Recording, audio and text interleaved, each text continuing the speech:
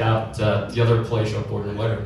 But let's be good guests. Housekeeping rules, and also please, when you have some time, check out the local coffee that's right down the hall, available for purchase, and the pickleball booth that is right behind you.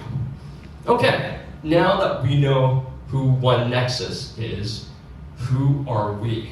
Who is AI and Tech Manila? We are a dedicated volunteer-run nonprofit. We are a nonprofit. We are a team of software engineers, of professionals, of learners who are passionate about AI, and about using AI as a force of good for humanity. We want to use AI to reach our full potential. We hail from all across the world, from the Philippines to Asia to America, and we are bound by our passion, our drive to shape a pro-human future with technology together. So I really hope, ladies and gentlemen, that you'll make some time and get to know us. By the way, Tiger Team, can we just raise our hands? Okay, cool. So there are a few of us at the registration desk. Jerry's right there at the camera. Sarah's right there sitting next to Jerry. We really are a volunteer-run team. All of us dedicate our time to this. All of us believe in the mission. We've got Annalie, Ingrid, they were working the desks at the reception earlier. We've got Adrian, who's back home in California. We've got Sarah and Baxi, who are photographers. Jerry as well. We've got Andy from New Kind. And who else?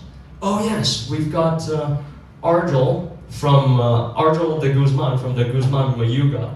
And congratulations, his company just got commissioned to write the digital business law guide for the Philippines. We've got Jerry, who's manning the camera there. And by the way, if a guy shows up like this, like Tron, dressed with lasers, that's a guy you want to keep on your team. He's a fun guy to work with. And we've got Sam, aka Juan Wick, the lesser-known cousin of John Wick. So he'll be doing some shots too. I can't tell the difference, but yes indeed. All right, now the principal goals behind AI and TM is to build a platform for us to learn, engage, communicate, exchange ideas that is accessible, that is either free or at a price point that most people can actually afford. So as a founder, I've had the chance to meet many of you from past events, but I do want to acknowledge everybody here today. When you checked in, when you filled in the check-in form that I told you to fill in earlier, one of our questions that we asked you was, what best describes you? So if you answered that question, where are my entrepreneurs and founders? Could I get a show of hands? Okay, so we have several here in front and a couple in the back. Great. What about my other professionals? Other professionals? Okay, so a few at the back, a couple in the front. And finally, where are my students and AI enthusiasts? Yes, okay. Where are the students? Come on, you guys, raise your hands. Raise your hands so everybody can see you. Yes, thank you. So everybody, just FYI, first row, the second block, I'm so happy to see them. These are 7 students from the TKK Foundation. So they are high school and college students who are here spending their Saturday with us to learn about AI use cases and to get an early start on global trends. That's wonderful. That's wonderful. The point is, yes, we joke around sometimes, we put in memes, but our mission is real, ladies and gentlemen, and our mission is worthwhile. AI is a multi-sector phenomenon and will eventually impact everybody. And we are all in a position to learn today, not only from our wonderful speakers, but also from our peers, especially in the discussion portion of the program today. So remember, when you listen to our speakers, think of questions. Our speakers are extremely open to questions. They love discussions. They love being challenged. Don't be shy. Unleash your intellectual curiosity. As a last addendum, basically founded AI Tech Manila because when I first came to Manila 2 years ago, I saw that the discussion around AI and artificial general intelligence is extremely low, and despite there being 13 million people in the metro area, many of whom work in BPOs as virtual assistants, and back office support industries, a lot of them did not realize that their jobs might be affected. A lot of them didn't look into how they might adapt and work better with AI rather than be replaced. There were too few platforms like this one for public discourse for AI, and the ones that I saw, they were really heavy on marketing and not heavy on substantive discussion. Plus, the ones that I saw cost, I don't know, $200, 5,000 pesos, 10,000 pesos. When you charge 5,000 pesos per event, you are excluding most of society, right? We founded AI in Tech Manila as a platform to make our events either free or very accessible so that people who are interested, people who are curious, people who are professionals who want to learn can learn. That's why we exist. So if that if that resonates with you, then you are in the right place, right? We have events like this 7 or 8 times a year. We had one at Leap Studios, we had one at the Globe Tower. The idea here is to share our knowledge and to learn from the speakers, but also to learn from each other. If that resonates with you, by all means, speak to me, speak to my Tiger team. We're happy to have you volunteer for future events if this is something that you'd be interested in. Okay, enough about AITM. Let's go through the program today at a glance. I'm going to start with a warm-up and give you some global AI updates from last year, from last month. And then we will have our 2 keynote speakers today. They will go through venture capital discussions and AI governance and ethics. We'll cut through in the middle. We'll have a merienda break, have some fun, put some pickleball, and after that we will have some guided group discussions. So that's where I need everyone to be very curious, to dare to ask questions, and to speak up. Just speak up. That's the learning process, really. Okay, so with that said, let's start and get our juices flowing. Okay, warm up, pop quiz. No judgment here. We're all here to learn. No one's gonna laugh at you. Well, maybe I'll laugh at you, but no one else is gonna laugh at you. Raise your hands and give your best answers. We're just trying to learn here. Okay, so ready? Here we go. Question 1. The colony ship. So a civilization launches its first interstellar colony ship from its homeworld. So you're launching, you're creating a space colony. Each successful colony, once established, can build and launch a new colony ship every 50 years. So you start with one at your home world, you launch into another world, you got 2 colonies, and in 50 years, these 2 colonies can launch their own colony ships, and now you've got 4 colonies, right? So you follow this rule, and that rule applies to each new colony, 1, 2, 4, etc. Assume minimal time travel because the civilization has faster than light travel technology. So after 400 years, we have a grand total of 256 colonies in this galaxy. So my questions to you, ladies and gentlemen, are 1, how many colonies were there at year 300? Right? If after 400 years we've got 256, how many were there at year 300? And also, how many years did it take to reach 16 colonies? Anybody want to take a stab at this? Yes. Could somebody run a mic to the gentleman, please? Thank you. Thank you. So the next question, it will be 64. Yeah, so did you use chat, or are you actually doing this on your own? No, I'm using the calculator app. Oh, okay, that's fine. But that's totally cool. But yes, your answer is? So unless I got one of the numbers wrong, in the year 300 there will be 64. And because what you need to do, if each year it multiplies, then you have to divide 256 by 4. Because there are 2 cycles here in the 100 years. That's a good point. So ladies and gentlemen, what's your name, sir? Neep. Neep, great to see you again. So what Neep is saying here is every 50 years you have a cycle, right? Every cycle results in a doubling of colony ships. So in order to find something that came here 2 cycles ago, so to go down from 400 years to 300 years, you need to divide by 2 twice. Is that what you're saying? Yeah. Good. So and for the second question, you need 4 cycles. Yes. So it is 50 times 4, which is 200.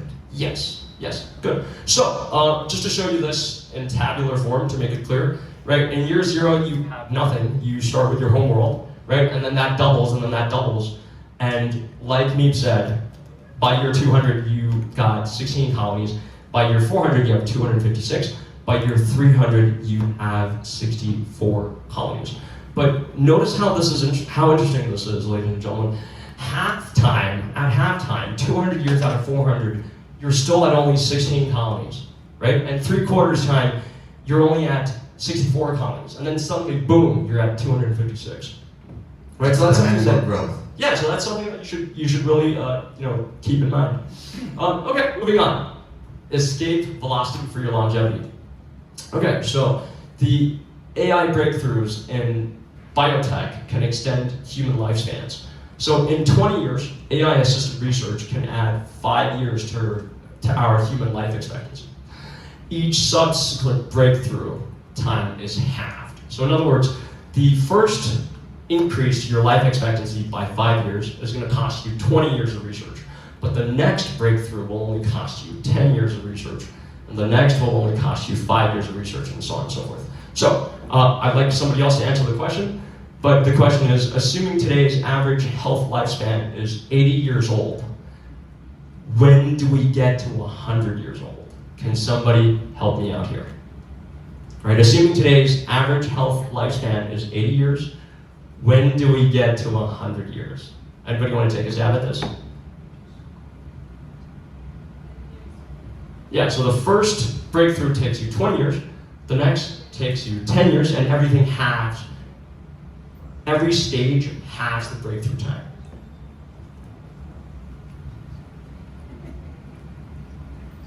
Could I try again? Yeah, but I feel like you have the answer, right? So I'm gonna give somebody else a chance to figure this out. Maybe one of the 2KK students that are really good at math. Whoops. Excuse me, what happened to this? Okay, good. So look, don't panic, ladies and gentlemen, the logic is not that hard. So the intuition is this, okay? Escape velocity is the speed at which you can leap a celestial body's gravitational field and attraction. Okay, so the questions were, assuming today's average health lifespan is 80 years, when does humanity first reach 100 years? And when do we reach longevity escape velocity? So in orbital mechanics, escape velocity is the minimum speed required to escape a body's gravity. That body could be the Earth, that body could be the Moon, that body could be any actual object. The escape velocity is really determined by your altitude. So the further you are from the center of gravity of the Earth, the easier it is to escape. The closer you are, the harder it is to escape. It's also driven by the mass of the object. But applied to longevity and applied to mortality, escape velocity really is the idea that if you can get back more healthy lifespan than spend researching for it, right? So if we look at this together, right? Going from 80 years to 100 years, you need 4 breakthroughs, because every breakthrough is 5 years, right? The first breakthrough is going to take you 20 years to get 5 extra years of life. But this halves every single time. So the second breakthrough only takes you 10 years, the third only takes you 5 years, the fourth only takes you 2.5 years. So if you sum total all of this together, you get 37.5 years. So after 37.5 years of research, our average lifespan will get to 100. So that's the easy part, but can somebody tell me which stage of the breakthrough do we reach longevity escape velocity? In other words, where do we get as much time back as the time we put in our research?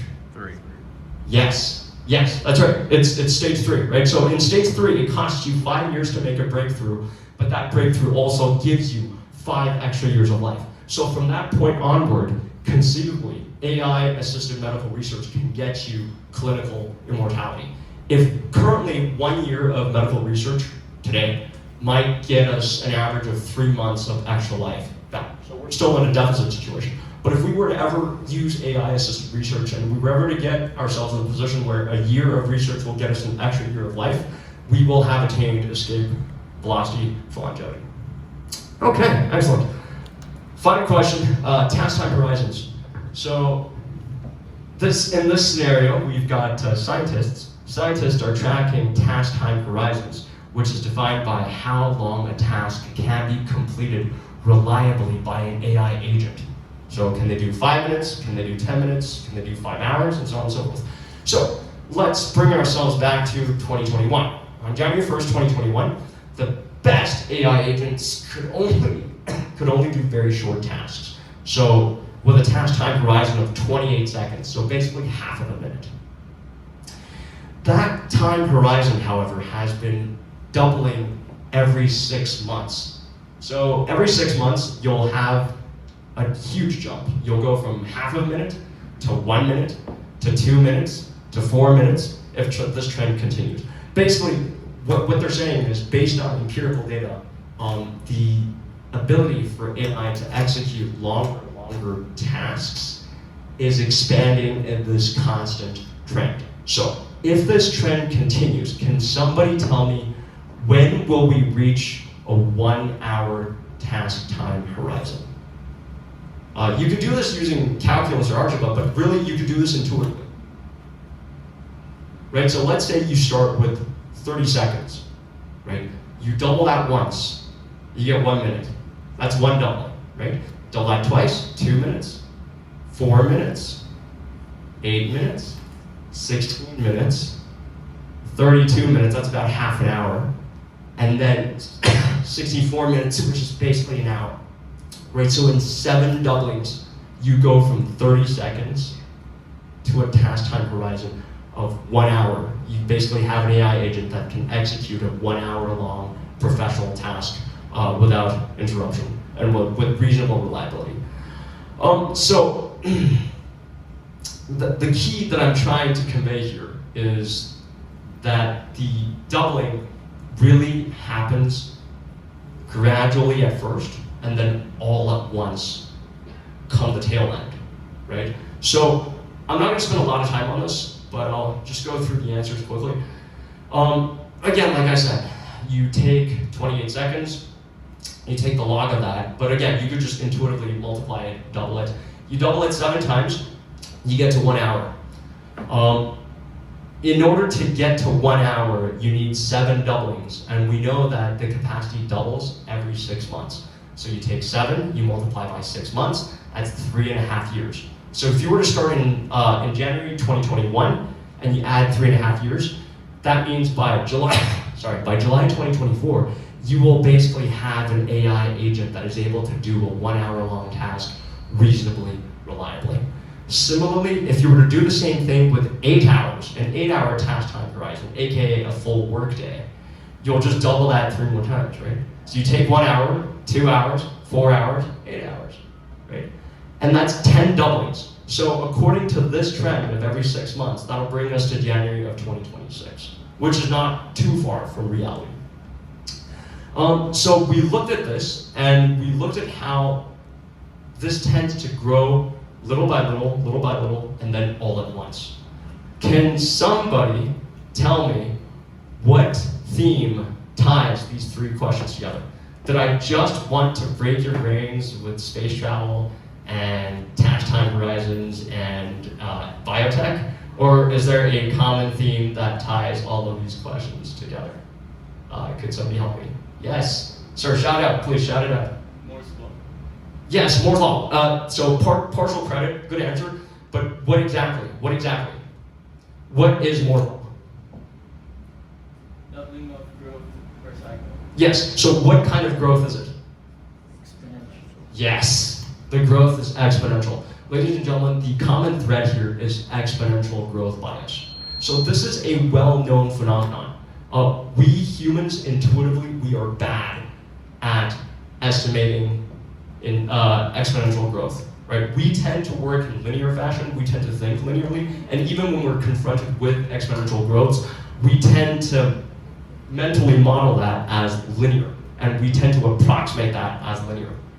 So we underweight nonlinear trends across many consequential knowledge and decision-making domains. This includes things like economics and finance. People very often underestimate the power of compound returns, of interest on your investments, on retirement savings. So a lot of people wait till they're way too late. In medicine, people very often underestimate how quickly infections can spread, right? If you lived through the COVID era, you would know this. In demographics, right, people think, oh no, population growth and population decline is not a big deal. No, birth rates will cause very quick declines or very quick growths of certain natural populations. And in the natural sciences, this is just everywhere, right? From radioactive growth and decay to chain reactions and so on. But essentially, exponential growth and decay hits slowly at first, then all at the same time, right? It took us forever to get to 16 colonies, and not that long to go from 16 to 256 colonies. I highly recommend that you look into, if I can get this clicker to work. Yeah, so the exponential model is basically the model that governs the growth. You have a baseline amount, let's say half a minute. You have the constant ratio of growth that doubles, and you have the time that you put in. Is it 1 period? Is it 10 periods? I was going to say here that I highly recommend that you look into the exponential growth bias, because this is a very well documented phenomenon. I looked it up in reputable academic journals, and I was floored because, okay, the highlights I think are a little hard to read, but basically the highlights here say that the answers to this question are more severely based than one would expect.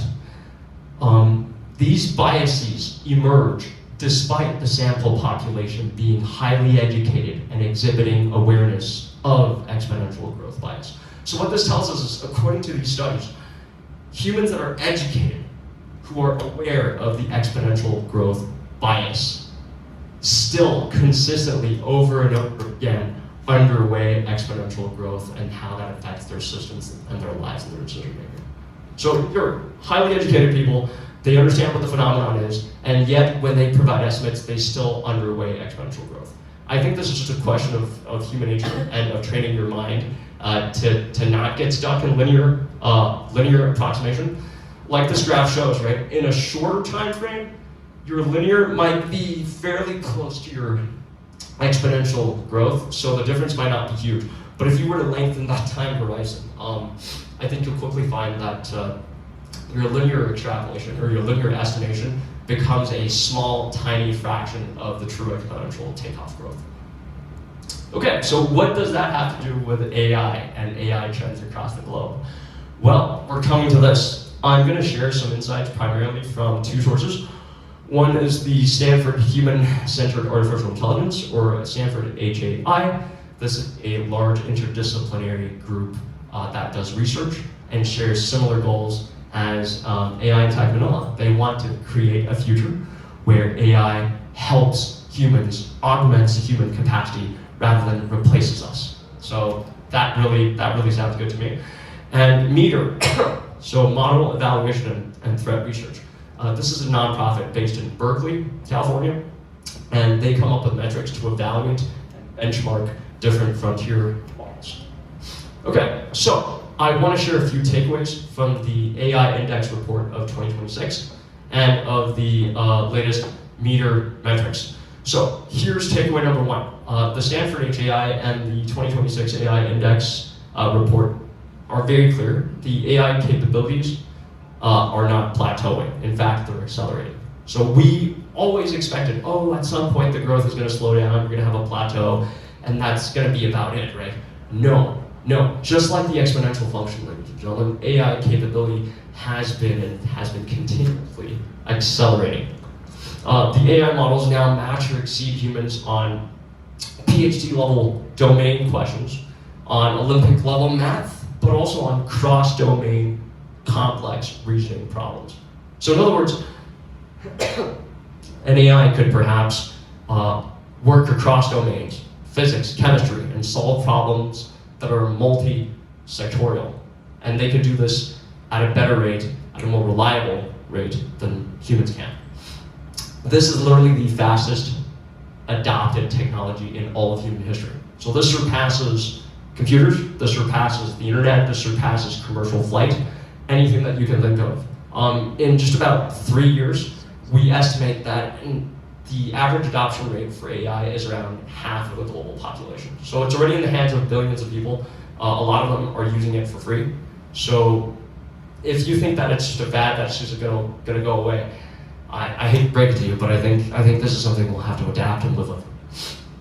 Okay, the economic value has already started presenting itself. So the US economic value of AI models today is estimated to be 170 billion. Now, that may be tiny, and it is tiny, but remember my exponential growth graphs, right? We are in maybe the nascent era of extracting economic value from AI models. I can only imagine what that 170 billion could grow into in 10 years or further down the road. This is the meter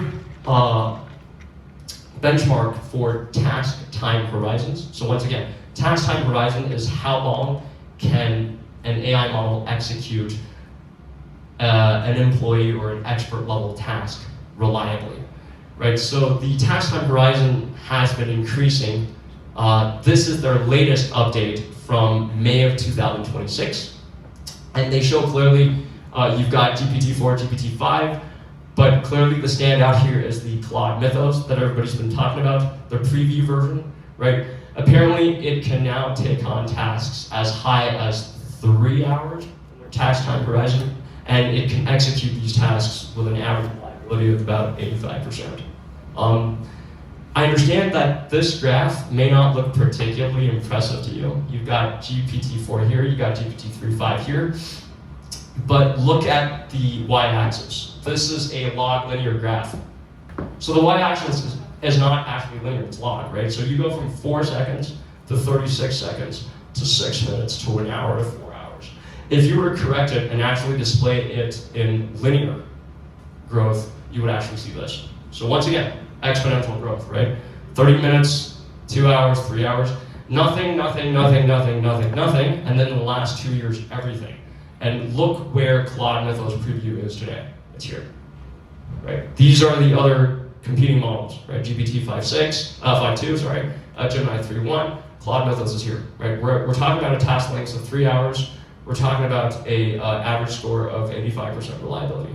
So I'm not saying it's perfect. I'm not saying it can replace us, but I am saying that the degree to which the AI model's capabilities have made progress is undeniable.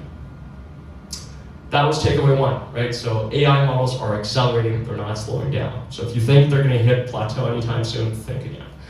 Takeaway number 2, the jagged frontier that I discussed at my last event still holds. So today, we know that AI models can earn gold medals at international math Olympiads. They can answer PhD level questions in physics and biology and what have you. But at the same time, what time is it? Top models, they have trouble reading a clock, or they can't do something that is so stupidly simple that you and I would laugh at, right? But my point here is all or nothing thinking is probably the wrong way to go about it, right?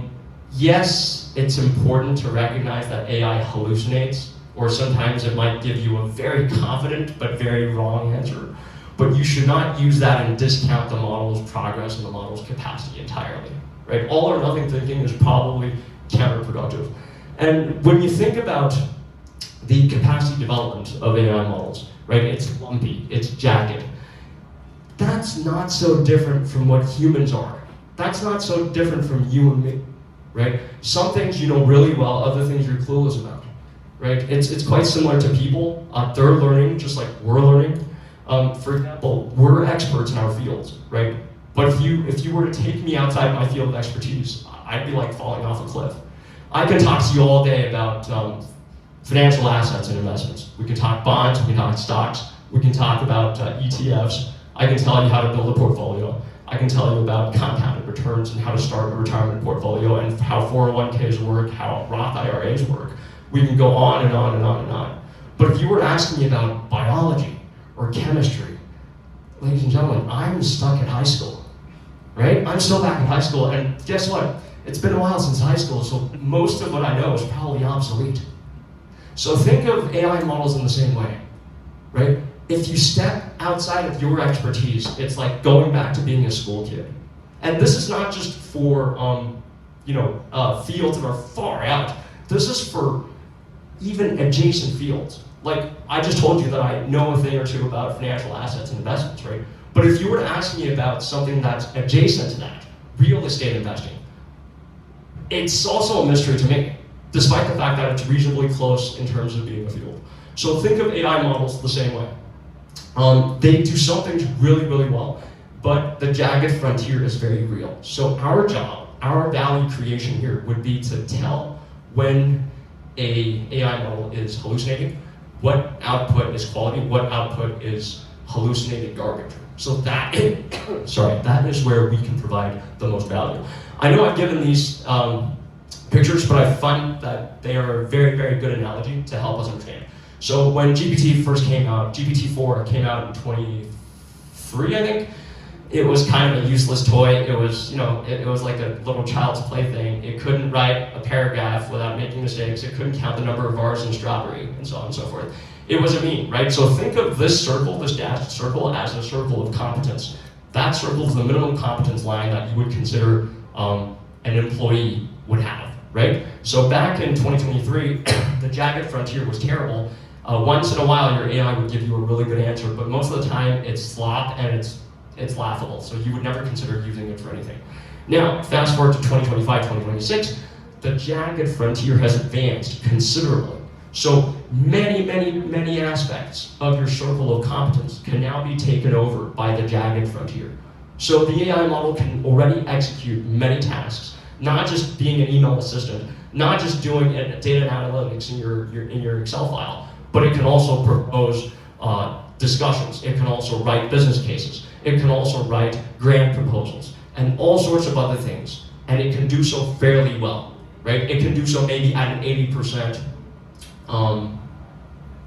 completion rate. So you need to understand the quality of output and distinguish between hallucinations and real quality output and finish up the other 20%. That is where the human value lies. That is the takeaway number 2. The jagged frontier still holds.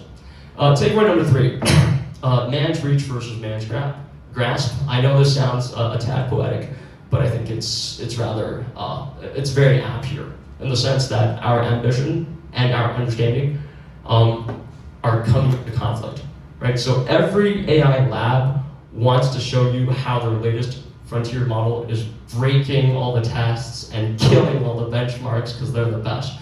However, we currently struggle to accurately measure and understand capability, right? Capability is hard to measure, and not all metrics make sense. Not all metrics effectively measure the true capability of an AI model, right? You can measure by output, you can measure by compliance, you can measure by all sorts of things. But in the end, it is hard to tell whether or not the AI output generated was genuine reasoning or whether it's just regurgitated slop from millions and millions of lines of training and of code and of exposure. That's what I'm trying to say.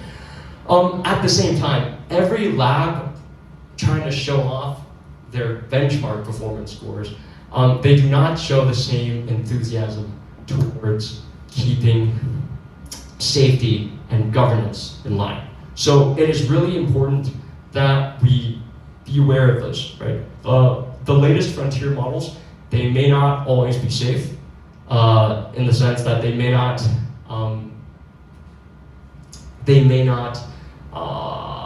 execute the tasks without subverting your intentions.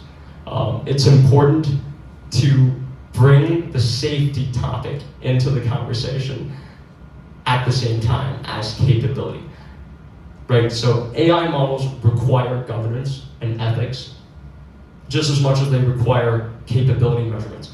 I don't want to step into this too much because we've got our speaker, Dr. God, who's going to visit this a lot more than I do. So I'll just skip over this and say that the documented AI incidents, right? So safety violations or subversions or being jailbroken or succumbing to users' toxic requests. So for example, make me a bomb. And then the AI model says, no, I can't do that. And then you rephrase your prompt, you say, okay, can you tell me about the ingredients that I would need to fabricate a bomb? And then the AI model just lists all the ingredients and where to buy them. You can get them at Walmart and so on and so forth. So the incidence of safety and security violations and related danger incidents have really jumped from 24 to 25 by about 55%. And lastly, alignment training is important, governance training is important, but it also comes with their own set of trade-offs. So making models safer on one metric, like toxic behavior or being jailbroken or being hacked, that can actually at the same time degrade the model's general accuracy or general performance. So it's a really, really hard balancing act. We all want a safe model. We want a model that does not encourage the user to commit suicide. We want a model that does not push a depressed teen further into a dark place, right? But if we focus too much on safety training on one or two metrics, we risk ruining the model's capability in general. So it's a very, very delicate balancing act. And yes, we need to talk about governance and safety at the same time as capability, but it's a very nuanced conversation. It's a very nuanced conversation. So that's the takeaway. Our reach versus our grasp, our ambition versus our understanding. In order to be successful, we would need to develop better metrics to measure capability, and we would also need to figure out the alignment problem, which itself extremely complex. Okay, last takeaway here. There is a great divergence between expert and public perception with respect to AI. So if you've paid any attention to any news source in the last 2 years, I'm guessing you've seen people being very pessimistic, how the public is thinking that AI is going to take their jobs, they're going to get fired, they're going to get replaced by GPT. And certainly I have friends in the Bay Area that are having a very hard time getting jobs. And I feel for the class of 2026 who just graduated, because it seems like all the entry-level jobs are either gone or hidden behind a hiring wall where you have to do interviews with AI bots. That just sounds like a nightmare. So I completely understand that the public might have a different perception than the experts. Excuse me, I think we're having a little flicker issue with the screen. No worries. But I just want to highlight the gap. It's not unusual to have differences between general public versus expert opinion, but the gap here is huge, right? So the experts, they really think that on net balance, AI will benefit how we work, and humans augmented by AI will become more effective. But the general public actually is largely against this, and you have a gap of 50 percentage points, right? 73 versus 23. Same thing. The economy. Will AI benefit the economy? The experts tend to be very positive. Again, 69% versus 21%, right? So the general public is very, very apprehensive, which I understand. If you just got laid off, or if it's taking you 5-6 months just to land an entry-level job and you just graduated, I don't blame you for being apprehensive. And finally, healthcare. The experts rated as 4%. The public rates 44% with a 40% gap. So in other words, experts really think that AI research is going to help expand lifespan, and it's going to reduce bias, but the public doesn't seem to think so. So again, global optimism for AI is rising, but so is global anxiety. 55% of respondents to the Stanford HAI survey that said that AI will have more benefits than costs. So that's a good thing. But at the same time, people are also getting more nervous. So we have more than half of the people that have responded that they were very anxious about AI deployment and how that will affect their jobs in their future. So as we move on and as we move to our speakers, I would like us to consider, once again, the exponential growth bias, right? That we all have, that we all tend to commit, and growth versus distribution regarding jobs, right? So every technological revolution will come with a disruption phase first, and then a transformation and growth phase second. This is true for the Industrial Revolution, this is true for commercial aviation, this was true for the internet age, and so on and so forth. Right, when you have PowerPoint and Excel and Word, a lot of typists probably lost their jobs And people who didn't learn to work with Microsoft Office, probably they lost their jobs to the ones who did know how to work with those software, right? So the same thing applies here. So there will be growth, but there will be a question of distribution. Who loses, who wins, and how we can manage that. So given these 4 takeaways, ladies and gentlemen, my recommendations to you are remember the exponential and human biases. So be aware of this, and this is something that humans constantly commit, right? Humans that are educated, that are aware of these biases, they still commit these underweighting errors. Number 2, don't be a Luddite. You can't turn back the tide. So AI is not a fad, it is here to stay, right? Black boxes notwithstanding. Sorry, It's okay, no worries. We gotta learn to surf with the tide. You can't turn back the tide. AI augmented humans will outcompete humans without AI. Just as sure as humans with Microsoft Word outcompeted secretaries typing stuff on a typewriter. Guaranteed. We need to adapt to working with AI models. That's number 1. Number 2, develop knowledge and expertise, right? Humans are needed. Humans will always be needed in the foreseeable future to judge AI output, to distinguish between slop, hallucinations, and quality. If I'm a domain expert in finance and accounting, for example, or in financial assets investing, and I look at AI output, I can immediately tell you, no, this is confidently wrong, versus, oh yeah, this seems to make sense. If you do not have that background knowledge, you are not in a position to make that judgment. So in order to make yourself more insulated, to make yourself more valuable, and to augment your capacity with AI, you need to be able to judge the quality of its output, and that requires domain-specific knowledge.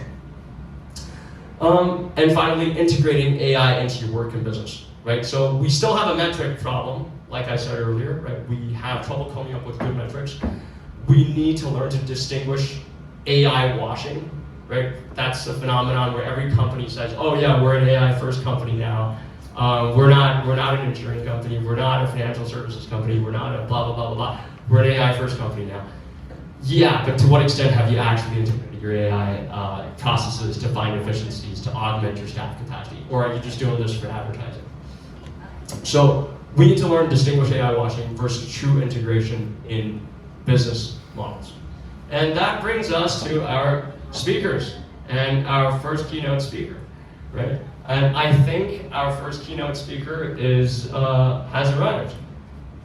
We'll just give her a couple of minutes to set up and come in.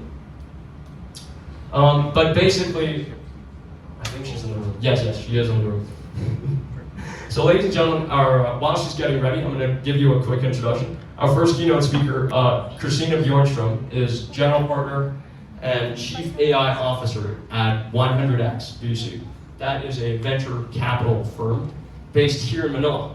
So that's focused on solving large structural problems and helping the rising Filipino middle class.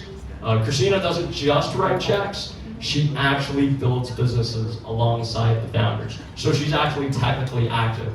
She gets into the technicals of the business, and she actually makes it her business to see, are you just AI washing, or are you actually integrating AI models into your processes? She also co-founded New Root, which is a Bay Area intelligence-based computing platform designed to handle next-gen data and computing challenges.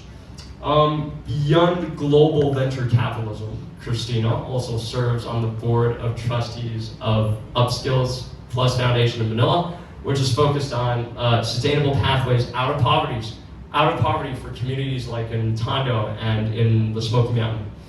So she's both a philanthropist, I would say, and a rigorous, hard-nosed investor when she needs to be. I think on most Saturdays, she is found sharing insights with the likes of Esquire magazine and Kaya Families, right? Yet today, Christina is generous enough to have made time for us and our questions. Could we check if she is ready to come on stage? Please, thank you. I saw her in the corridor right there.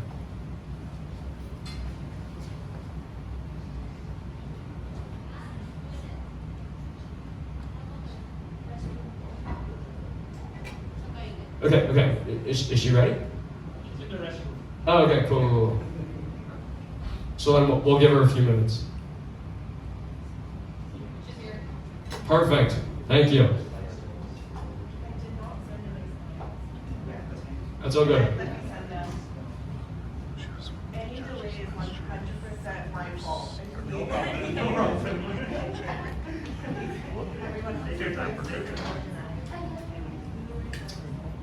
Again, ladies and gentlemen, I'll ask for your patience.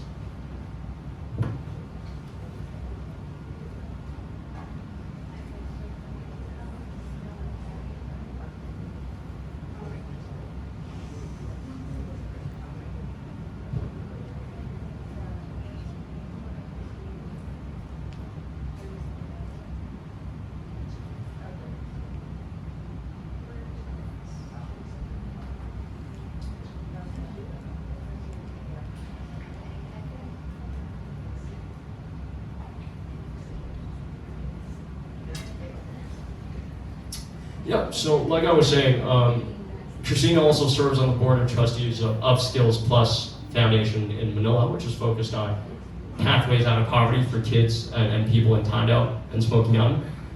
So she combines the rigorous investing part with the philanthropist part. Usually on most Saturdays and Sundays, she can be found talking with VCs at Esquire Philippines. But every week, right? At Esquire Philippines. Everywhere and nowhere. Every week. But I'm very glad that she's found time to be with us here today.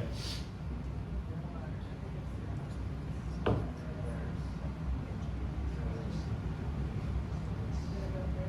can start so long as the okay. So, as I said earlier, ladies and gentlemen, think of questions. Our speakers love questions. Okay, they love being challenged, and they love discussions. I think last time when Roger was our speaker, we hit him with 20 questions nonstop. And that's the kind of energy we want today. We want people to ask questions and to learn. So, ladies and gentlemen, please give your heartiest welcome to Christina Bjornstrom.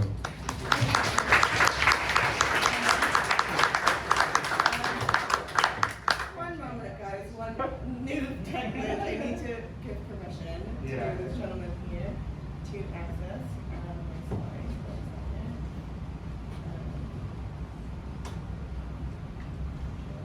for a second. Okay, so thank you so much for working with me. So thank you. Do I stand here? Yes, stand anywhere you like. Okay. Do you need this? Maybe perhaps only like a bigger nose.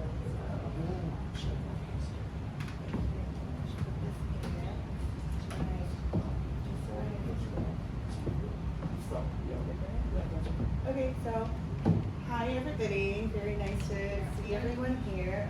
Apologies for the delay.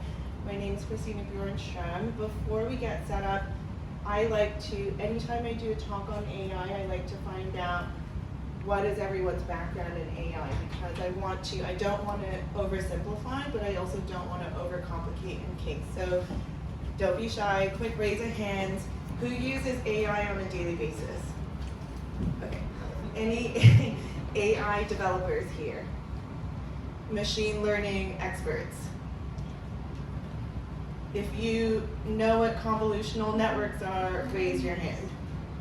Okay, that's good to know. Are you familiar with the black box? Okay, so this is actually the most hands raised that I've seen anywhere in the Philippines. I'm just letting you guys know. Oh, can you hear me? Okay, yeah. And then, next question. Are you an AI founder?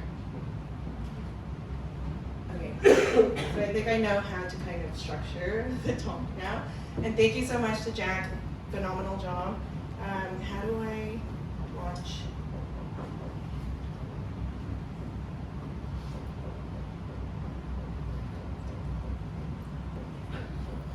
By the way, this is my son in the front, who I told him, please do not wear a hoodie, but he's wearing a hoodie. And I was told, your son has no boundaries. So we'll just wait while thing I wanted to say is I'm super excited to be here. For those that don't know, maybe I'll just, run through my introduction. I'm Christina Bjornström. I moved here to the Philippines pretty much exactly 2 years ago.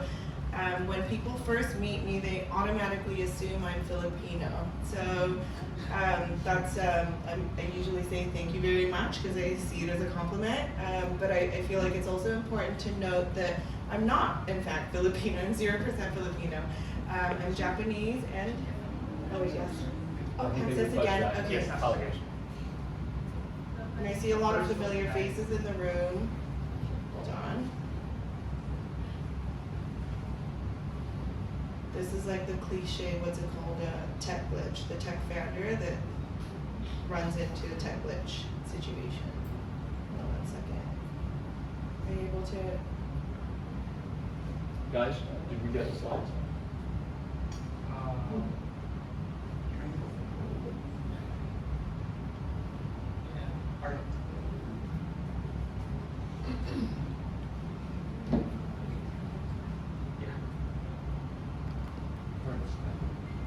Yay.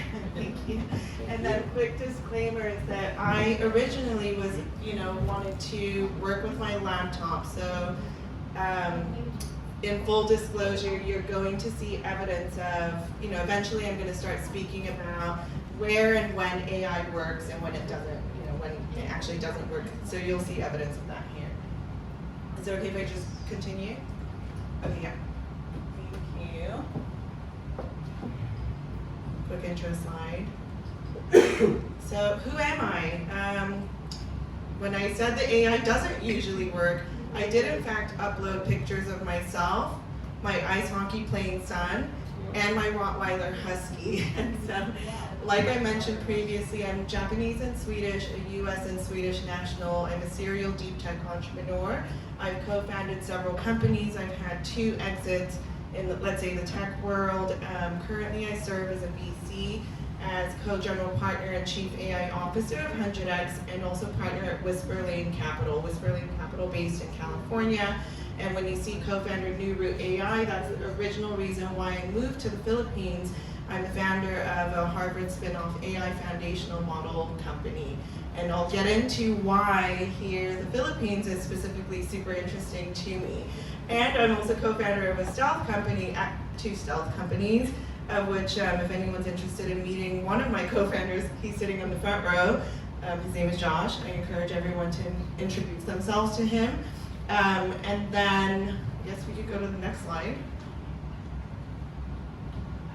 So I want to talk a little bit about, and maybe, I'm going to share with everyone here, anytime I meet anyone here, first question is, they just look at me and they go, you're Filipino, right? You're Filipino. Where in the Philippines are you from? Your parents are Filipino, or you're married to one, et cetera, et cetera.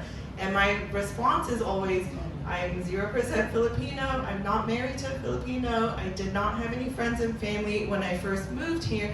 And as soon as that's determined, the next question every single time, like most frequently asked questions, number 1 and 2, are, why are you in the Philippines? And so I wanted to go over, remember how I mentioned I moved to the Philippines, let's say May 2024, but it actually took me several months to kind of get my feet wet and figure out, Isaac, my son, knows we stayed in like 40 different condos and it's not recommended. I highly encourage you to do your research before moving here.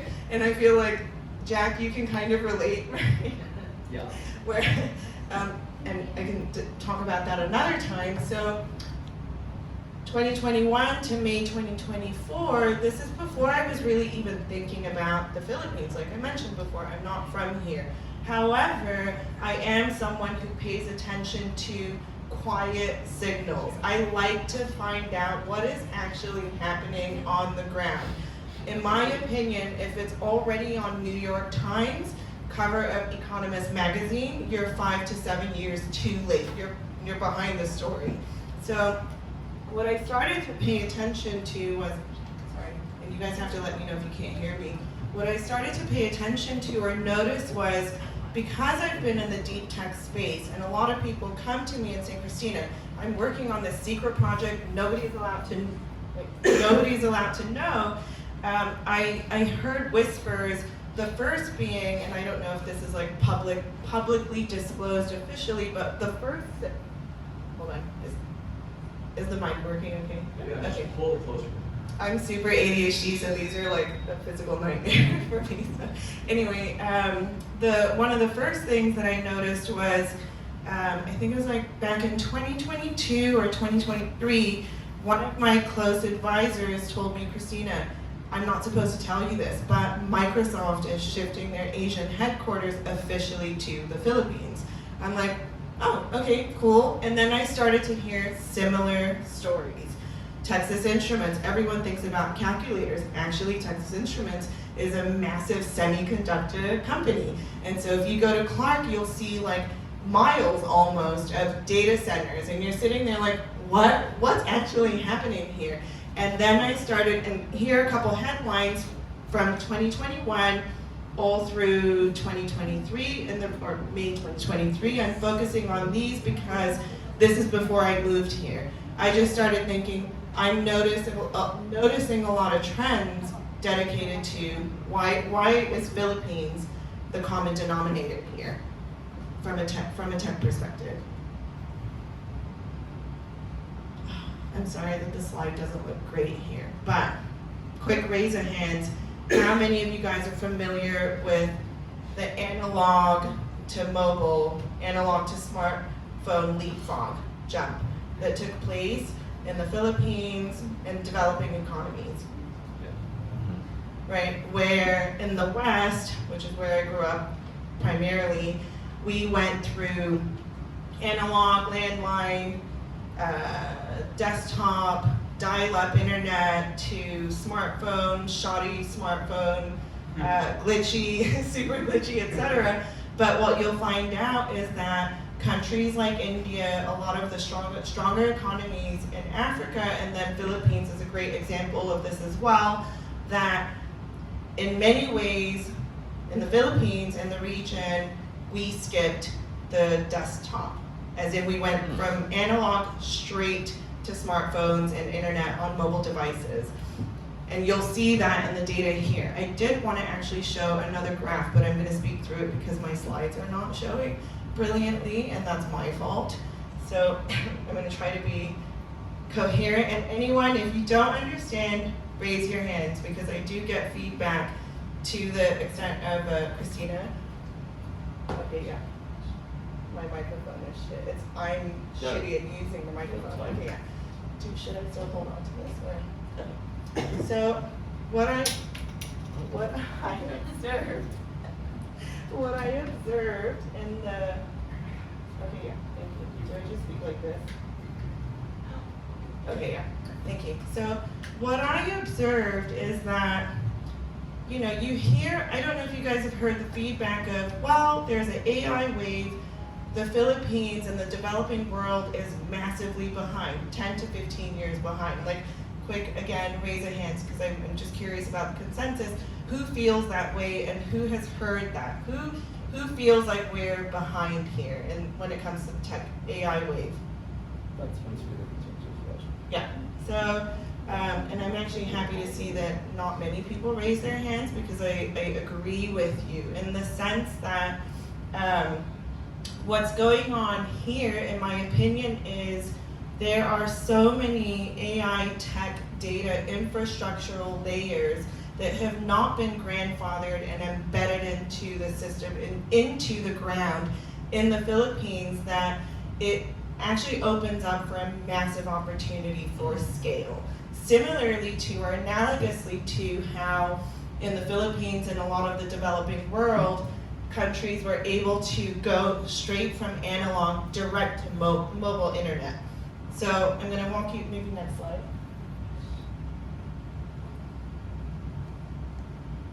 Because, well, maybe don't pay attention too much to that graph for the moment, but because in the US and the West and China and Japan, South Korea, etc., what has happened is that the AI wave has been anticipated. It's in everyone's common vernacular for the last 5, 10, 15 years, but really the last 20 to 30 years, the Western countries have kind of been preparing, building the infrastructure. That's why you'll see the CEOs of OpenAI, Anthropic, Google, Meta flying in and out of the White House 24/7, and one wants to sit back and think, why might that be? And it's because a lot of these infrastructure layers are being completely grandfathered into the tech stacks in the US and the West. These contracts are minimum 15 to 30-year long contracts.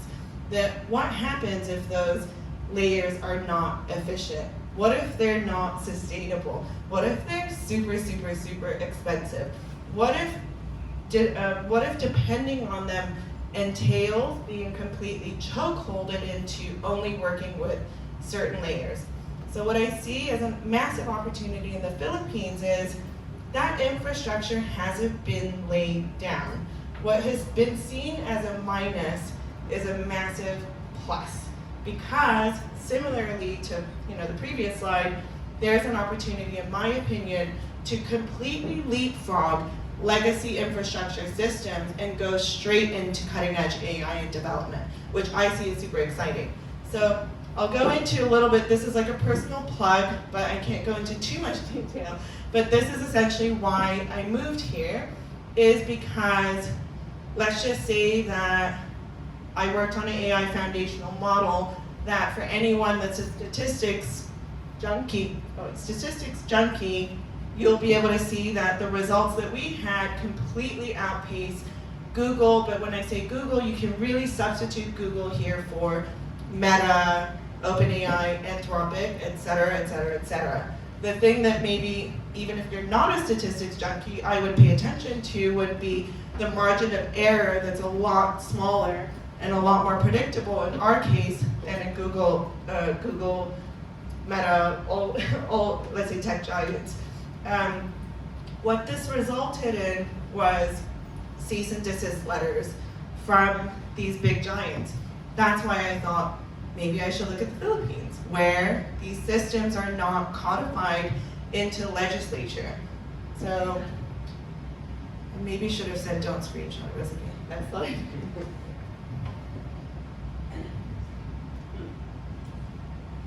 So what's happened since I moved here? Because I feel like you guys have all seen a bit of like the haphazard nature that I am, like who I am as a person, like Monster Drink right there. I had to call in these guys last night saying, I know I'm gonna forget, but I need ginger, lemon, honey in a bottle because I should do that for myself, but I'm just really forgetful to the extreme. So despite me being kind of absent-minded, these are the things that have just been coming through the news wires. Well, maybe a quick raise of hands again. Who here is familiar with Pax Silica? Okay, I'm gonna go into that in a minute. But basically what's going on is the Philippines, what we're hearing is that the peso is dropping down, is getting weaker, we're coming down in the HDI indices. The Philippine economy didn't grow as strongly this year as it did last year, and there's a lot of doomsday talk out there. And I'm going to go into why I actually see this as a massive opportunity. And maybe I'll just have you guys like read the headlines. Like I said, this is the best time to be in the Philippines. It's more fun in the Philippines, right? And maybe we'll just go to the next slide. So one thing I wanted to touch upon is I've never worked in BPOs. I've never worked in a call center. Well, that's a lie, actually. I worked for one day in a call center in Los Angeles, and I was fired on the spot. I was fired like within 2 hours. So that's not my industry, but it's the one thing that people come to me and ask me about the most. They go, Christina, the Philippine economy like rests on BPOs, and they take care of the world's entire planet's customer service, blah blah blah. Aren't they the first to go? And my reputation at the moment is, Christina, you're so bullish on AI in the Philippines. Aren't BPOs the first to go? My stance on this is provided that we take advantage of this very small window of opportunity, this is the way to be a dominating force in the region.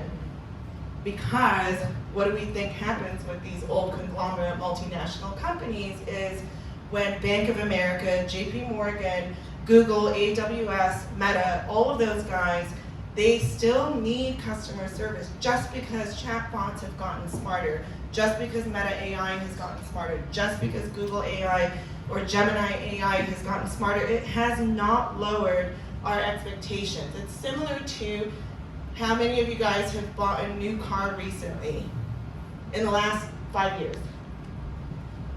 And then also had a car before that. So the point I'm about to make is that what you'll realize is when you're driving a new car, you're going to come to find out that, oh my gosh, this car alerts me to an accident oncoming. It goes beep, beep, beep, or it starts to slow down, or it brakes for you. Does that result in safer driving and less deaths on the road? Actually, no. And I can say that unequivocally because the penultimate thing that I did was autonomous driving software. I think the same thing is happening in AI, which is that just because customer service is a lot more capable using or utilizing AI does not lower customers' expectations. If anything, our expectations increase. But what does that mean? Imagine a world where we level up, AI upskill the, how many millions? Is it lots of millions of people that work in BPOs in the Philippines? Imagine if everyone were to be upskilled AI-wise and still servicing the biggest, richest companies in the world, including those in this region. That's, in my opinion, one of the strongest arguments for maintaining, like I said previously, a massive dominant stronghold in the region. So next slide, please.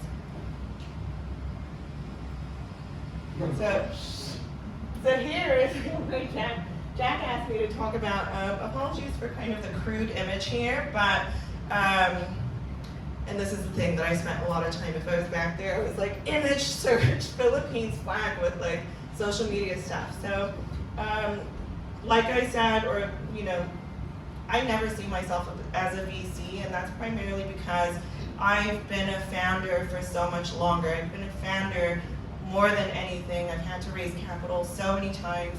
And so it's always weird to speak on behalf of what investors are paying attention to. However, if it looks like I don't sleep, yes, I don't sleep much at all. It's because I'm on calls with global investors in the US, East Coast, West Coast, Europe, the Gulf, etc. And I'm communicating with them regarding the opportunity in the Philippines. And the one thing that astounds everyone is to find out that the Philippines is the third largest English-speaking country on the planet. And I put here number 2 social media user in the world, but I put number 1 because I actually think it is number 1. It's just I think the latency and connectivity drops it down to number 2 instead of number 1.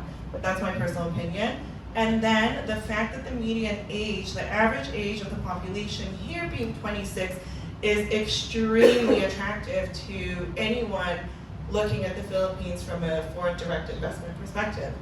So next slide. So I did get asked, because I do get asked, because if I may swear, I'm a big shit talker when it comes to that's AI and that's not real AI, that's a ChatGPT wrapper. So I did, in fact, I'm like, thank you, Gemini, Nano Banana, for putting this together. How do you distinguish, make the difference between what's actually real AI and what's not AI? My personal thesis is that today's AI is actually not that intelligent, it's not that efficient, but that's a conversation for another day. Especially when we start going into the black box, and how, I'm being friendly here to say 80 to 90% of the AI workflow goes to data cleaning, augmenting your data, scraping your data, doing all these stupid activities that actually jeopardize the integrity of your data, and it's actually not AI. but I get told by people, Christina, you're getting too technical now, please shut up. So then I'm like, okay, let me speak in real terms, which is that I think, you know, you guys probably see anyone that's running a business, whether it's like a bakery that has a website, suddenly overnight that bakery calls themselves Baked Goods AI, and you're like, are they a baked goods AI company? Probably not, right? And the way that I make that distinction is really, I ask people or founders, well, what problem is it that you're solving, as well as how big is your problem, how are you addressing it, and then the other thing that, I don't know, I would love for someone to disagree with me, but I've just not experienced otherwise.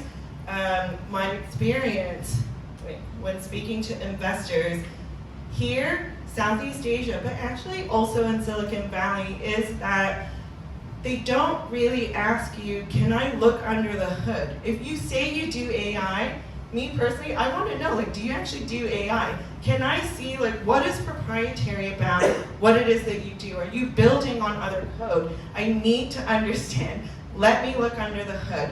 So, I don't know, maybe skip to the next slide.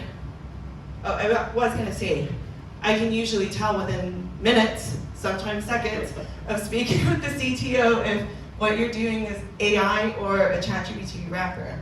So, I'm not shitting on ChatGPT wrappers per se. However, what I will say is, if you already know that you're a ChatGPT wrapper, if you know that you built your app and your business vibe coding the crap out of what it is that you're trying to build on Lovable, Replit, etc., and then if someone asks you, how do you handle this on the back end, and you don't have an answer to that, ChatGPT wrapper is probably what you have. And what I'm saying is that if that's what it is, own it. Own it, because if you're building something because you care about building a solution, providing a solution to a problem that you're seeing in the market, that you see has massive scaled opportunity, then you being a ChatGPT wrapper shouldn't stop you from addressing that market. But just say so and say, you know what, you're right. We built this on Lovable Stack. It'd be great to have a back-end developer. That's why we're raising capital right now, blah, blah, blah, blah. And then say, this is our distribution strategy and this is how we're gonna take over the market, because the best AI developers in the world, including those in Silicon Valley and on the campuses of MIT and Carnegie Mellon, which is where I've spent a lot of my time in, is that the best PhD AI guys, gals as well, are usually not market domain experts in baking cupcakes. Usually not, right? And they may not have the distribution channels or skills in scaling their business. So from an investor's perspective, I always prefer being honest versus chatting crap, so to speak. So next slide. However, if you have real IP, and what I mean by IP, I mean intellectual property, proprietary technology. You're inventing something, you're doing something, you're going against the status quo, you're building your solution requires for you to come up with a new solution, technology, code, etc. And then the solution you're building actually works, then my personal opinion, even though I think I'm going against the status quo in reference to venture capitalists, is really narrow down on what is actually proprietary. Because I don't know, how many of you are founders here? I know I asked before, and how many of you are working with a startup or interested in working on a startup? Okay, so decent sized number of people. The status quo in the investment community is find a niche and then hyper focus on that niche and go after that in a super narrow targeted way. And here's where I break the status quo personally, which is if you have actual IP, and what you did was you built a true solution to an actual problem that is scalable, that is relevant, that actually is an agnostic problem. Don't be shy about that. There are investors that care about, I may have to take a sip of that ginger. So, that do care about horizontal solutions, the way that Meta, Alphabet, and those guys do.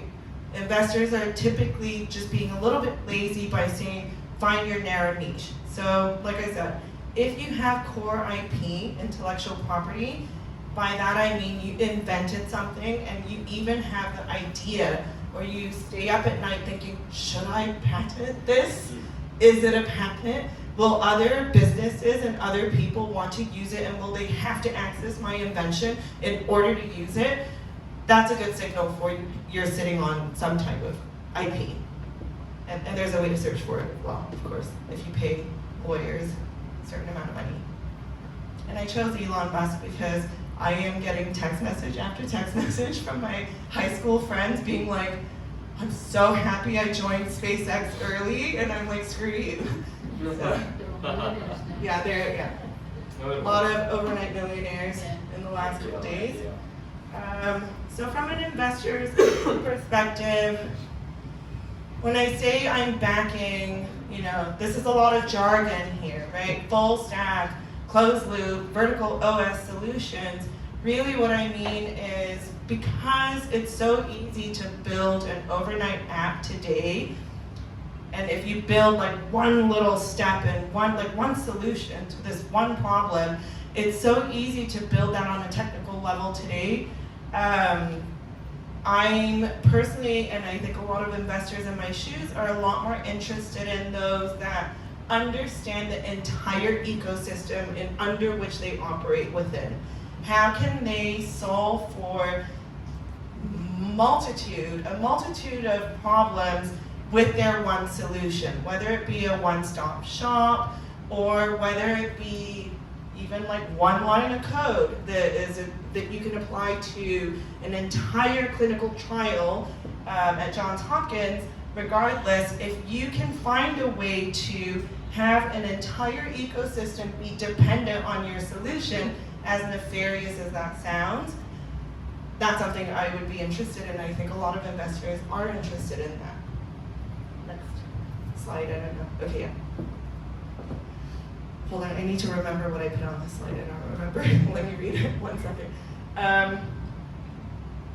So, this is controversial today. I think you guys may be on LinkedIn or hearing in YouTube, oh, the days of like developers having their heyday and being able to demand $2 million base salary checks from Google, etc. Those days are gone. Everyone's gonna get fired. They're gonna be homeless, even in Silicon Valley. I think that that's a temporary blip at the moment. What I do personally believe is, if you're trying to do something in AI, and you actually want to scale, and you have ambitions of taking over any market at any scale in a true, dependable, reliable, scalable, successful manner, if you don't see yourself as a CTO yourself, I would find a CTO. Just because you can vibe code the crap out of anything and make anything beautiful and functional, but there is a massive back-end consideration to make, and I do think that my personal opinion is that's grossly underestimated in definitely the last few months. And I feel like I see like the engineers go, yep. So I'm glad that that resonates with some people here.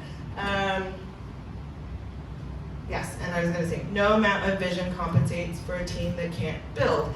So one thing that I have encountered here in the Philippines, but also in Silicon Valley, is it's one thing to say, I found a big problem that I want to address, this is how I'm going to address it, this is my solution, this is my vision for it, this is how big the market is. But in many cases, there's an actual scientific, technical component to it that you actually have to break through in order to build the solution. That's why I'm very adamant about making sure that you can actually do what you say that you can do. And if you've not been able to build it to that extent yet, it'd be great to show a roadmap. And when you cannot show a roadmap, and when you're pre-revenue, pre-concept, pre-everything, that's when the concept of technical pedigree and team starts to matter.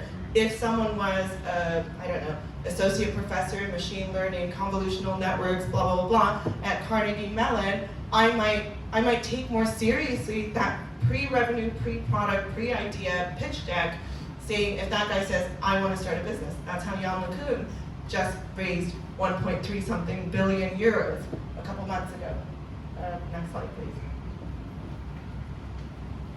So going back to the Philippines, right? Apologies for like the hyperpixelated imagery here.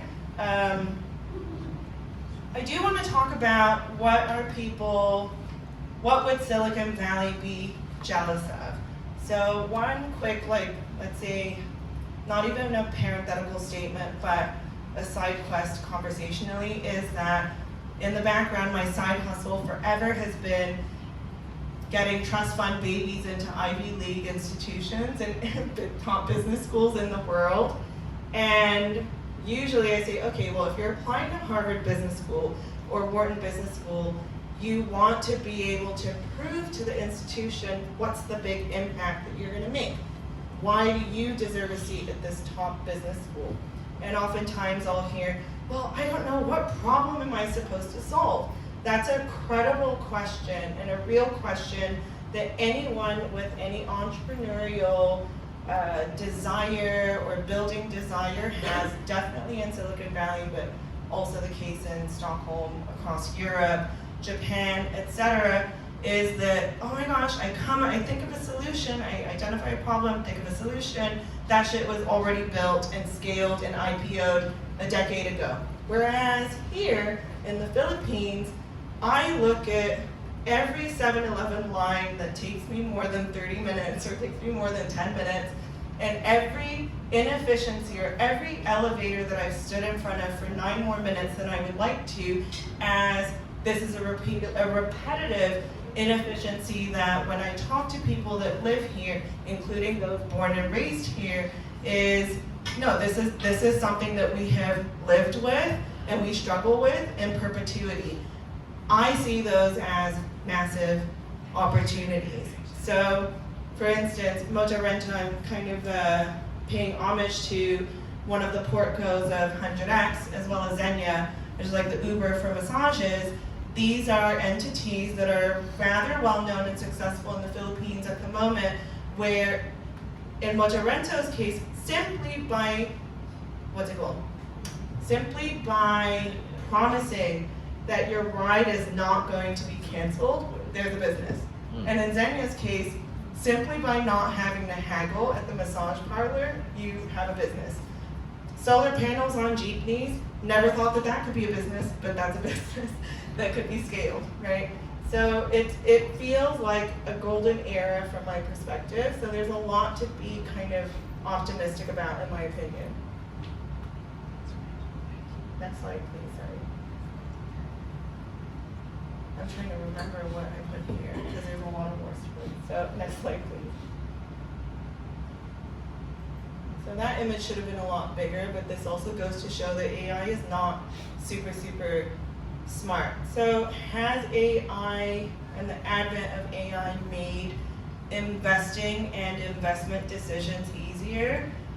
No, definitely not. And I actually think, my personal opinion, which I'm rather sad about, and I would love to find a solution around it, is that because it's so much faster, easier, cheaper to build a solution pretty much overnight, anyone that's a VC right now, their inbox is completely flooded. And guess what happens in that situation? What emails do you open? What emails do you open? We're going back to the dark ages of VC, no matter what they promise on LinkedIn, that your email gets opened if it was a warm intro. Your deck gets read because you met the person, you were a postdoc fellow of the professor, et cetera, et cetera. So I see that as a rather disappointing side to AI. AI makes things hyper efficient. You get to deal with or look through many, many more deals, but then I already know that when I receive a pitch deck, for the most part, most of the time the data rooms are completely built by AI. fortunately / unfortunately for the founders, I pretty much always know when it's AI built, and there are massive gaps, as in like at least proofread.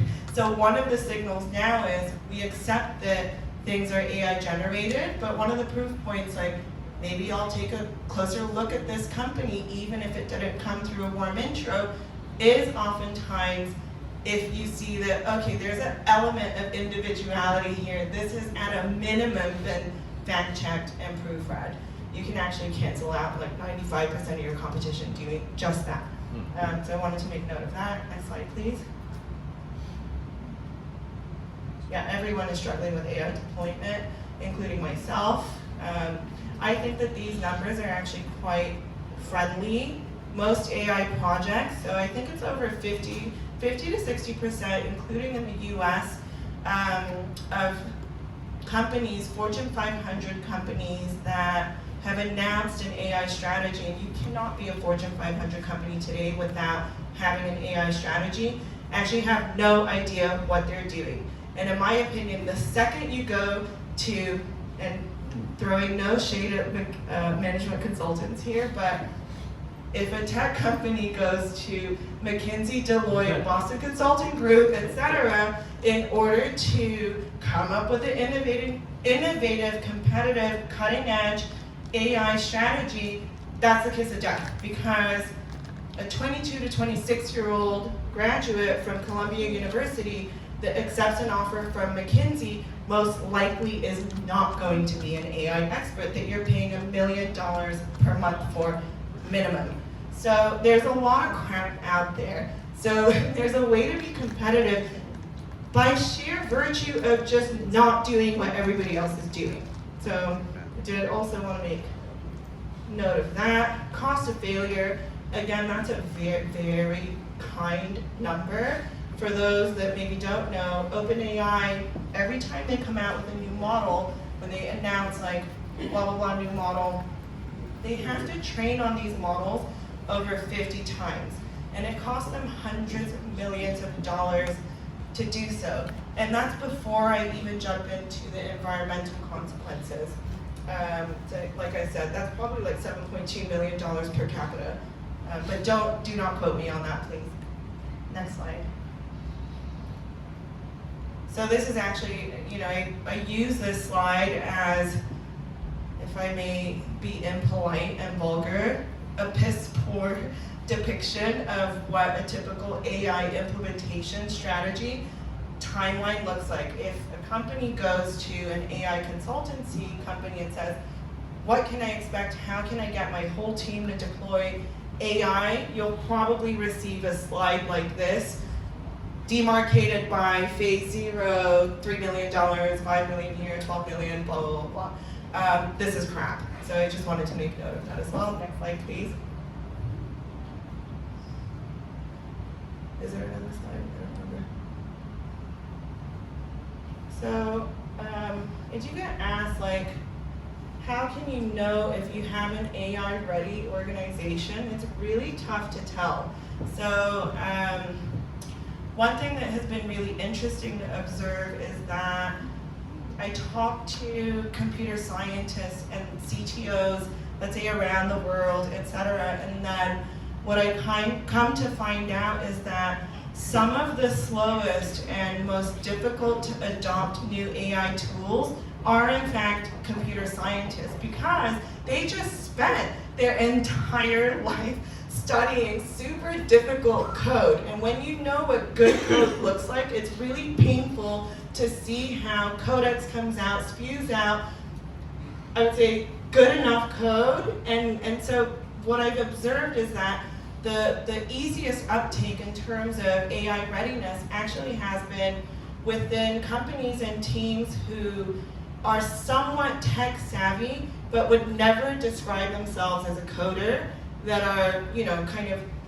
urgently wanting to catch up to the AI wave and the AI tools. Whereas a lot of the best software developers, and I actually think it's one of the big reasons why you see these massive layoffs, is that AI tool adoption within the experts is a lot lower than one. I haven't seen news stories about this, but I'm hearing about this from my contacts at the C-suite, level at Google Health, Meta, SpaceX, where else? OpenAI, Anthropic, DARPA, all of those guys. And so what I will say, previously I would have said an AI-ready organization would require or assume that you have tech competent staff.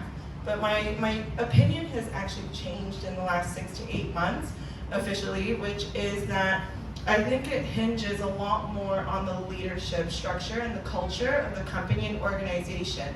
As in, if you have a CEO or a leadership team that comes in and says, this is something new that we have to deal with, we understand that there's a transition taking place, and investing in people, investing in the notion that it takes time for people to adjust to different norms and to learn new skills.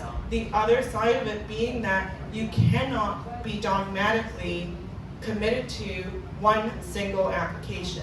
I see the kiss of death for tech companies being, oh, we're gonna sign an exclusive agreement with OpenAI and we will only use OpenAI LLMs. That's not good, because we know from one day to the next, Claude is better on Thursday, Gemini AI is better next Tuesday, ChatGPT is better the following Monday, and Mistral AI is coming around the background.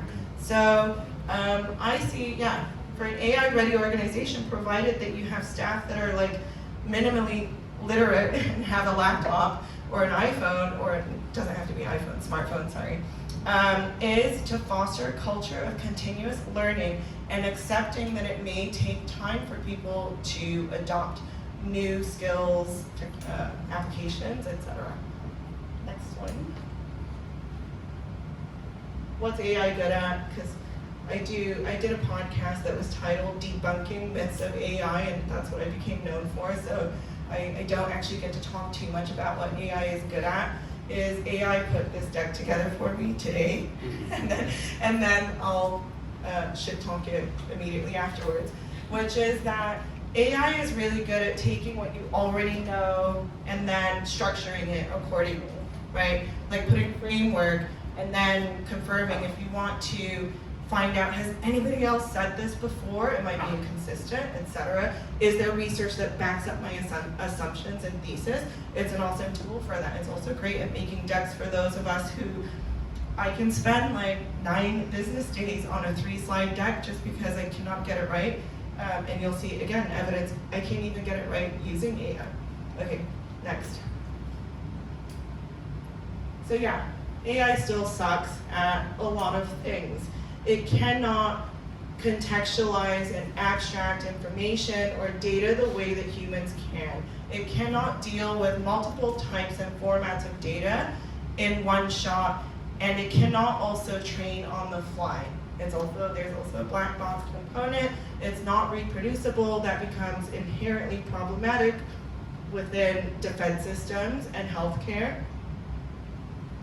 And it gets things wrong constantly. So I'm just going to use, let's say, a recent example, which was, I took a picture of myself and I was like, Gemini, please tell me what facial treatment should I get, because I have some friends that say, Christina, your gray hairs are everywhere and you have eye bags from hell and blah, blah, blah. Like, let's do something here. So I asked Gemini AI, I'm like, what are some facial treatments that you would recommend based on what you see and, based on my facial structure? And then and I said, remember that my goal is to look better, younger, fresher. I said nothing else. And the output, the response was, you being the first principles thinker, hyperscaler, venture capitalist, blah, blah, blah, I would focus on, as in, it does not have the ability to contextualize the way that the human brain does. And that's why I have sat with Claude many times, for example, where I'm looking at a one-page memo that I wanted to produce, and I'm sitting looking at what version number is this? It's version 87. When I could have just written it myself. So that's what AI still sucks at. Next slide.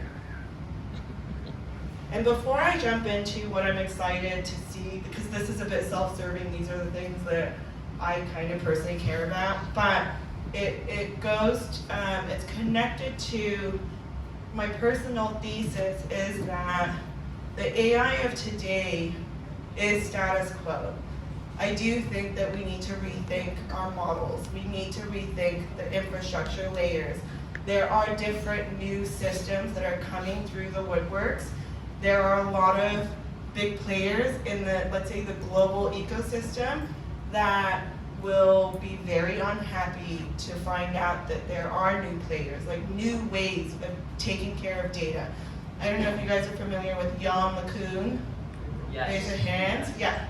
So, Jan LeCun, we just invested in AMI Labs because essentially, basically the only thing that he's doing is he's saying that the AI models of today are based on, like I mentioned previously, models that were developed between the 1940s to the 1970s.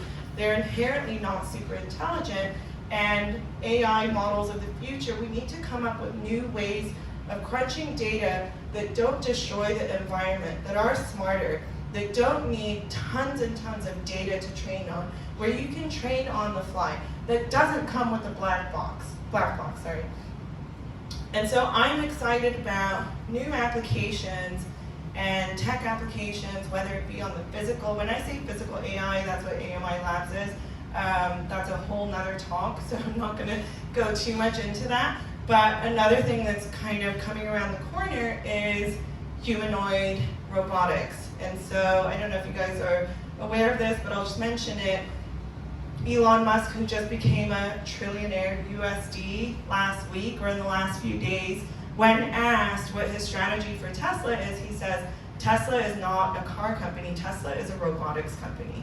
At some point, everybody is gonna have a robot in their home, hopefully in my case, doing the dishes, doing my laundry, telling Isaac to go to sleep, waking my son up and sending him to school. But these are the things that I'm excited about, and why, jumping back to the Philippines, why I see this as super interesting is, like I mentioned previously, we don't have here the ultra grandfathered in legacy infrastructure systems that that force companies to be contractually obligated to work with old tech. There's an opportunity to wipe the slate clean, because there is no slate at the moment, and to build from there upwards. And then it makes sense why Pax Silica has come in the foray, where, for those that don't know, and I only found out a couple months ago, so, is that the US is backing an initiative called Pax Silica, and they already have 13 member countries on board, and basically it's coined as the Indo-Pacific Tech Shield of Asia. Essentially, any and everything tech-wise, infrastructurally, needs to be built using US and US allied technical components on a hardware, software, cloud, infrastructural layer, and they've chosen the Philippines to do that. And basically what people are projecting is this sets to be a multi-trillion dollar initiative, which is super exciting. It just requires for a lot of people to get a lot of things done correctly, so I can't say what's actually gonna happen. And I think that's all for now. Yes. I see the Philippines as a super cool place to be. Questions? Anybody?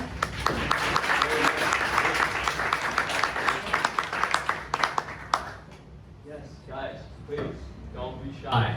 Ask questions, right? We're all about questions and answers. Yes, Roger, please go ahead. I'm curious. I do share your mindset when it comes to LLMs and status quo. Yeah. Yeah, I was told to introduce myself. I'm Roger. I deal with failing businesses and I fix them, and AI is one of the biggest thing I see failing a lot. So it was funny to see the 80% number and the $7.2 million number. So it's I'm being very, I'm actually Yeah. friendly there. Are you from Finland or? no worse. I'm from Norway. Norway! That makes sense. So pick up on me. Okay. Yeah. So yeah, my question was, do you see any like a rise in people who goes beyond LLM? Like, for example, some things might require a simpler solution, like the expert systems that we had in the good old days when things were working, or similar things that they use like algorithms or something, do you see any increase in that in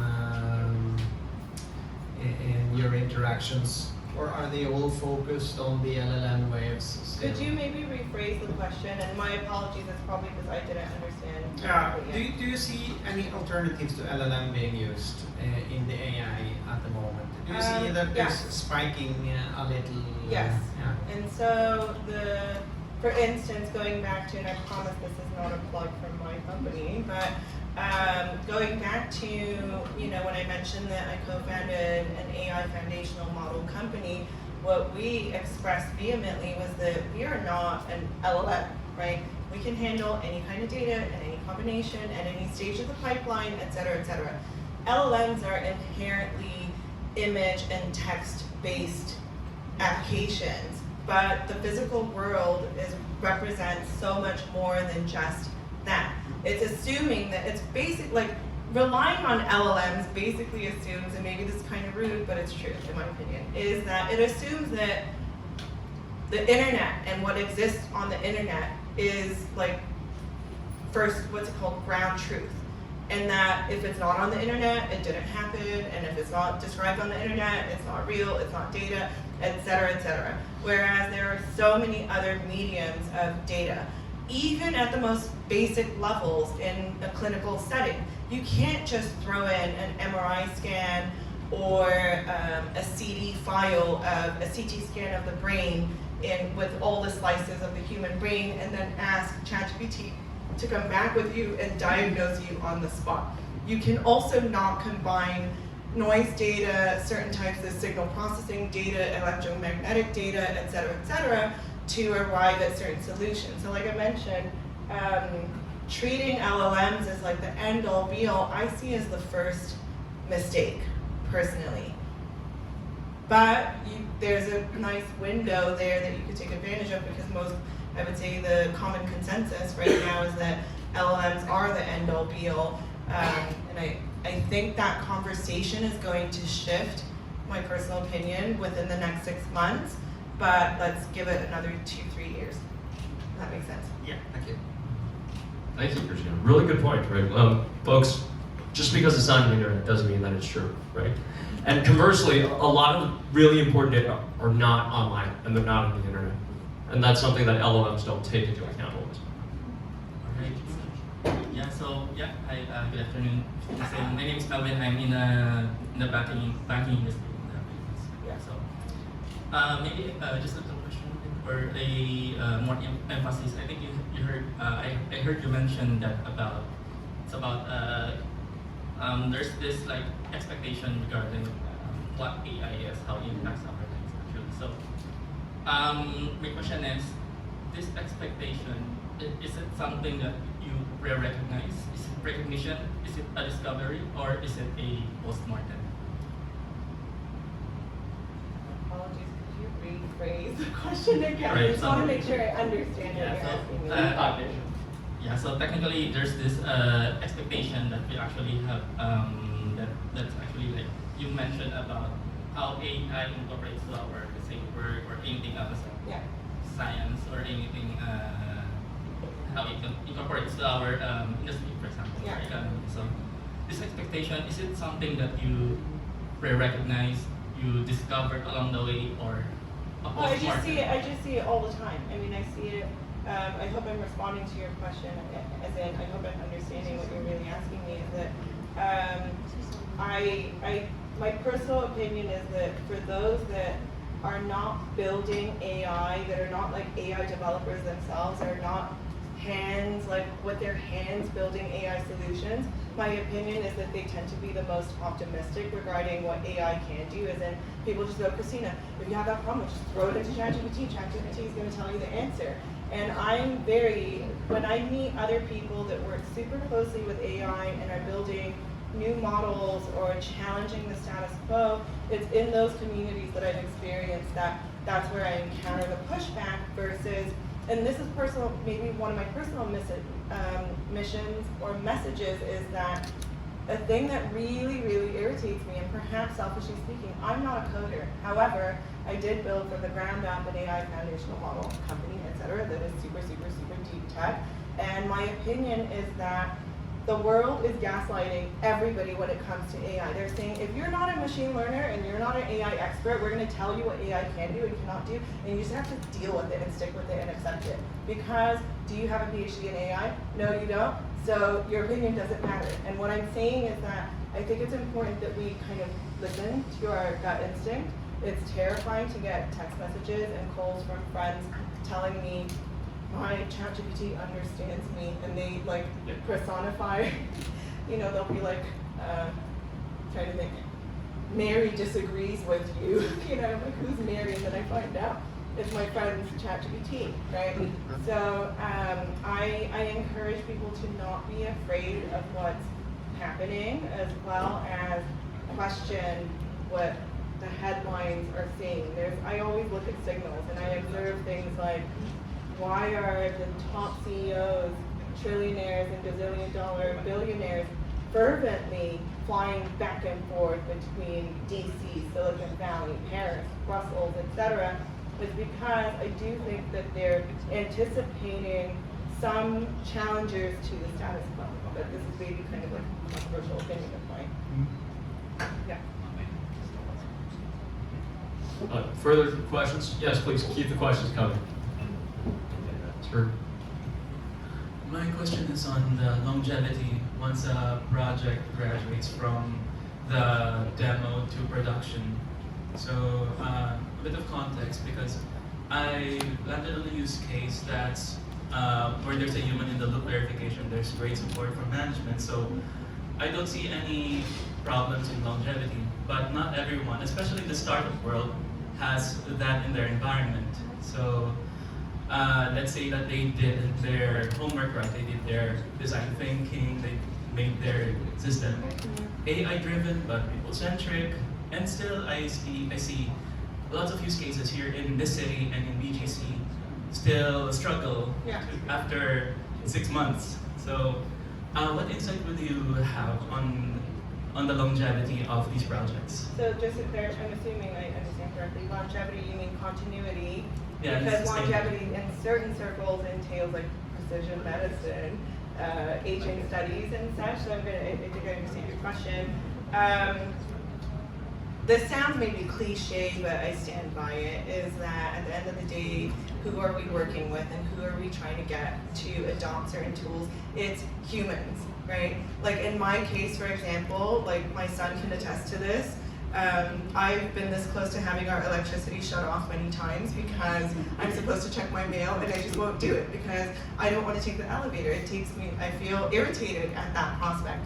Similar things, maybe perhaps less extreme, is that it is in fact very difficult to get people to change their ways. So first of all, the first challenge is to identify a working workflow. And there's no perfect system, first of all. Especially if you're dealing with a bigger company, you're dealing with many different layers of the tech stack that entail interoperability, different networks, etc., different teams, people with different competencies and histories in the company. And now I'm speaking about, let's say, medium to larger size enterprises where just, if we look back in history, how long, I remember, not to age myself right now, but I remember back in, I think it was like 2012, I was watching the news and I remember just being shocked when I heard the news reporters saying, looks like email is here to stay in the office, right? When like email had been around for close to 20 years.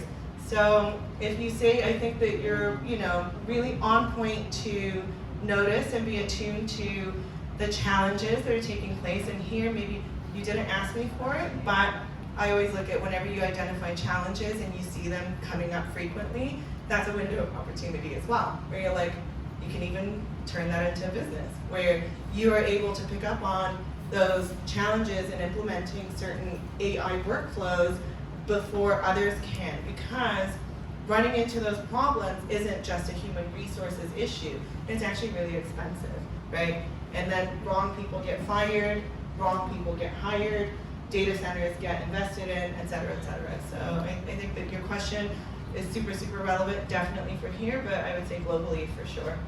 And not just in like non-tech environments, also in the Googles of the world. Thank you, Christina. I think we have 2 more questions from the back. Yes. Please introduce yourself, sir. Hi, I'm Fidel. I'm an AI developer. As I was hearing your talk, I have so many disagreements. I love disagreements, by the way. I genuinely love them. I really love them. Yeah. Like how you explain why you chose the Philippines. Okay, yeah.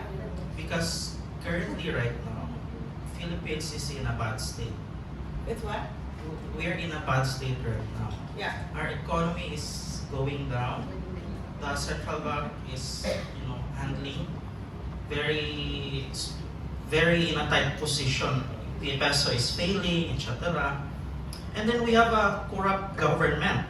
Yeah. Corrupt government. And our agencies aren't helping the people. Yeah. Especially when it comes to AI, the OST, the ICT.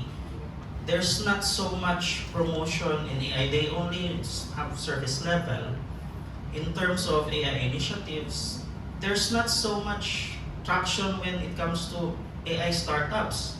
The only startups I'm seeing right now is new EV hailing apps in the market. Yeah. So I'm having some disagreements why you chose the Philippines. I mean, I have some other cool reasons, but continue. Sorry. Yeah. In terms of AI adoption, Philippines is neutral to negative. Mhm.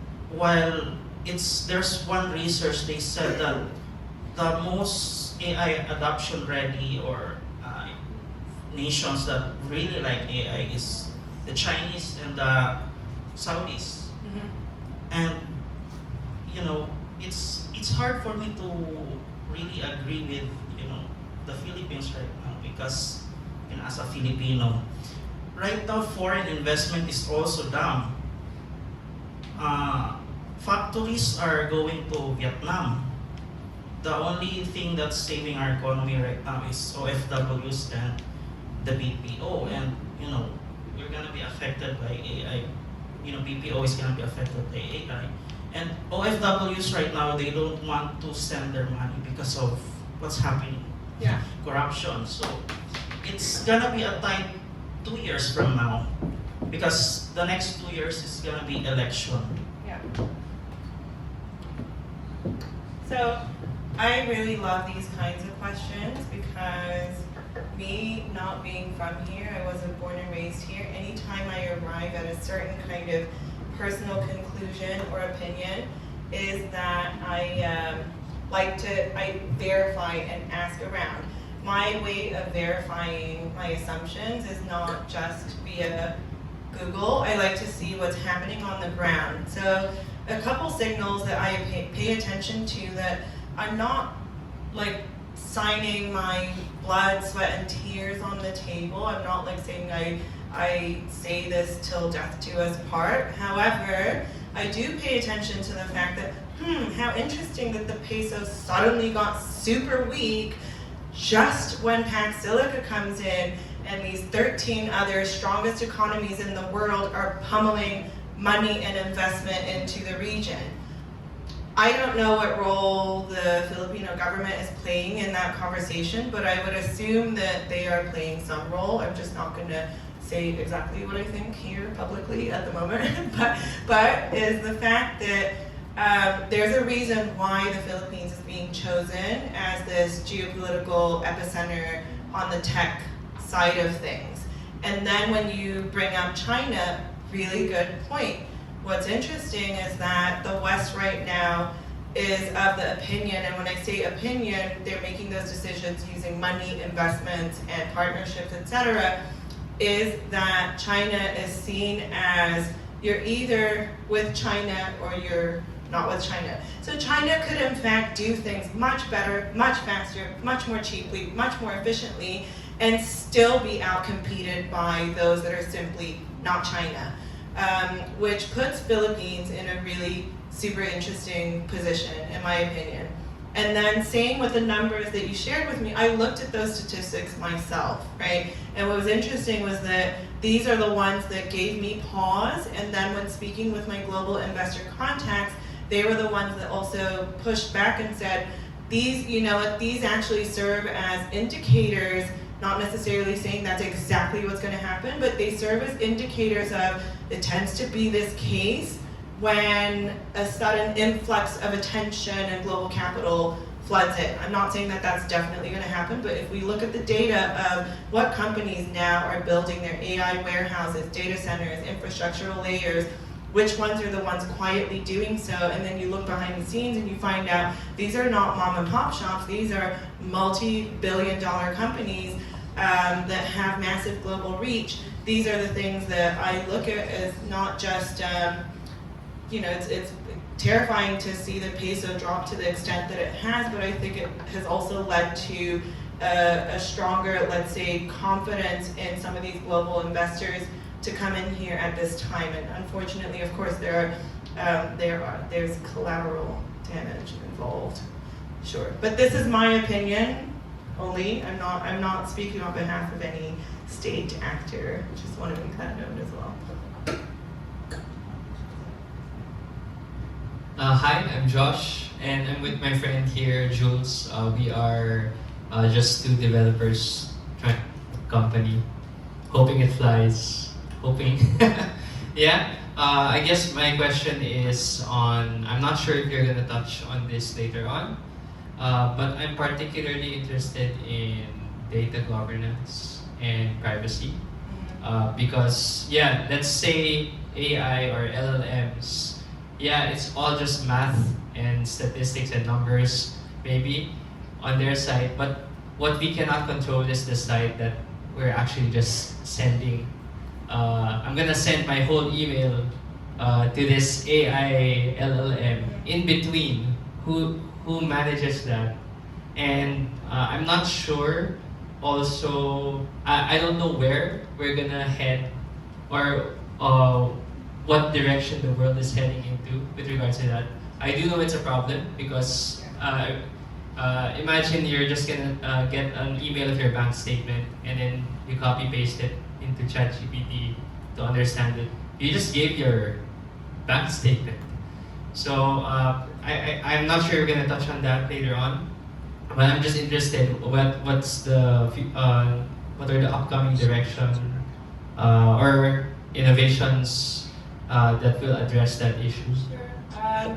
You bring up a point that I'm actually extremely passionate about, with to an annoying degree, referring to data governance and chain of custody of information. And this is why, again, the Philippines is so relevant at the moment, because you know, some of the pushback or questions that I've received specifically regarding Pax Silica, or why is it so important that the tech stack on the software, hardware, infrastructure, cloud level is inherently based on allied entities and manufacturing facilities or interests, etc., is precisely because of exactly what you just mentioned right now, is that unless there's a need, right, considering how advanced hacking systems are right now, it's crucial basically to have full control of the entire stack. If you even have like one bolt, like one screw that could have an IoT sensor on it that you can't even physically see and maybe undetectable,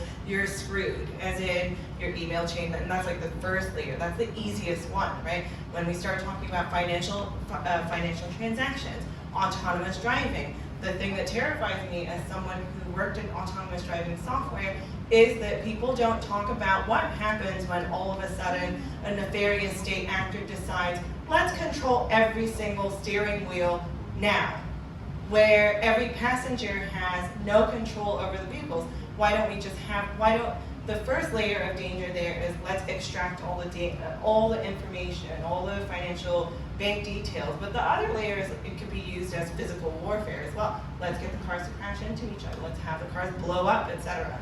So, and these sound like crazy possibilities, but this is why kind of what you're speaking to, it starts to become super important. And like I mentioned previously, the Philippines at the moment is the West's strongest, in my opinion, geopolitical partner / friend in the region and this side of the planet, where there's a mandate to control for the entire stack and find ways to manufacture everything from software, hardware, infrastructure, cloud level, distribution, supply chain levels, entirely through the allied list of partners.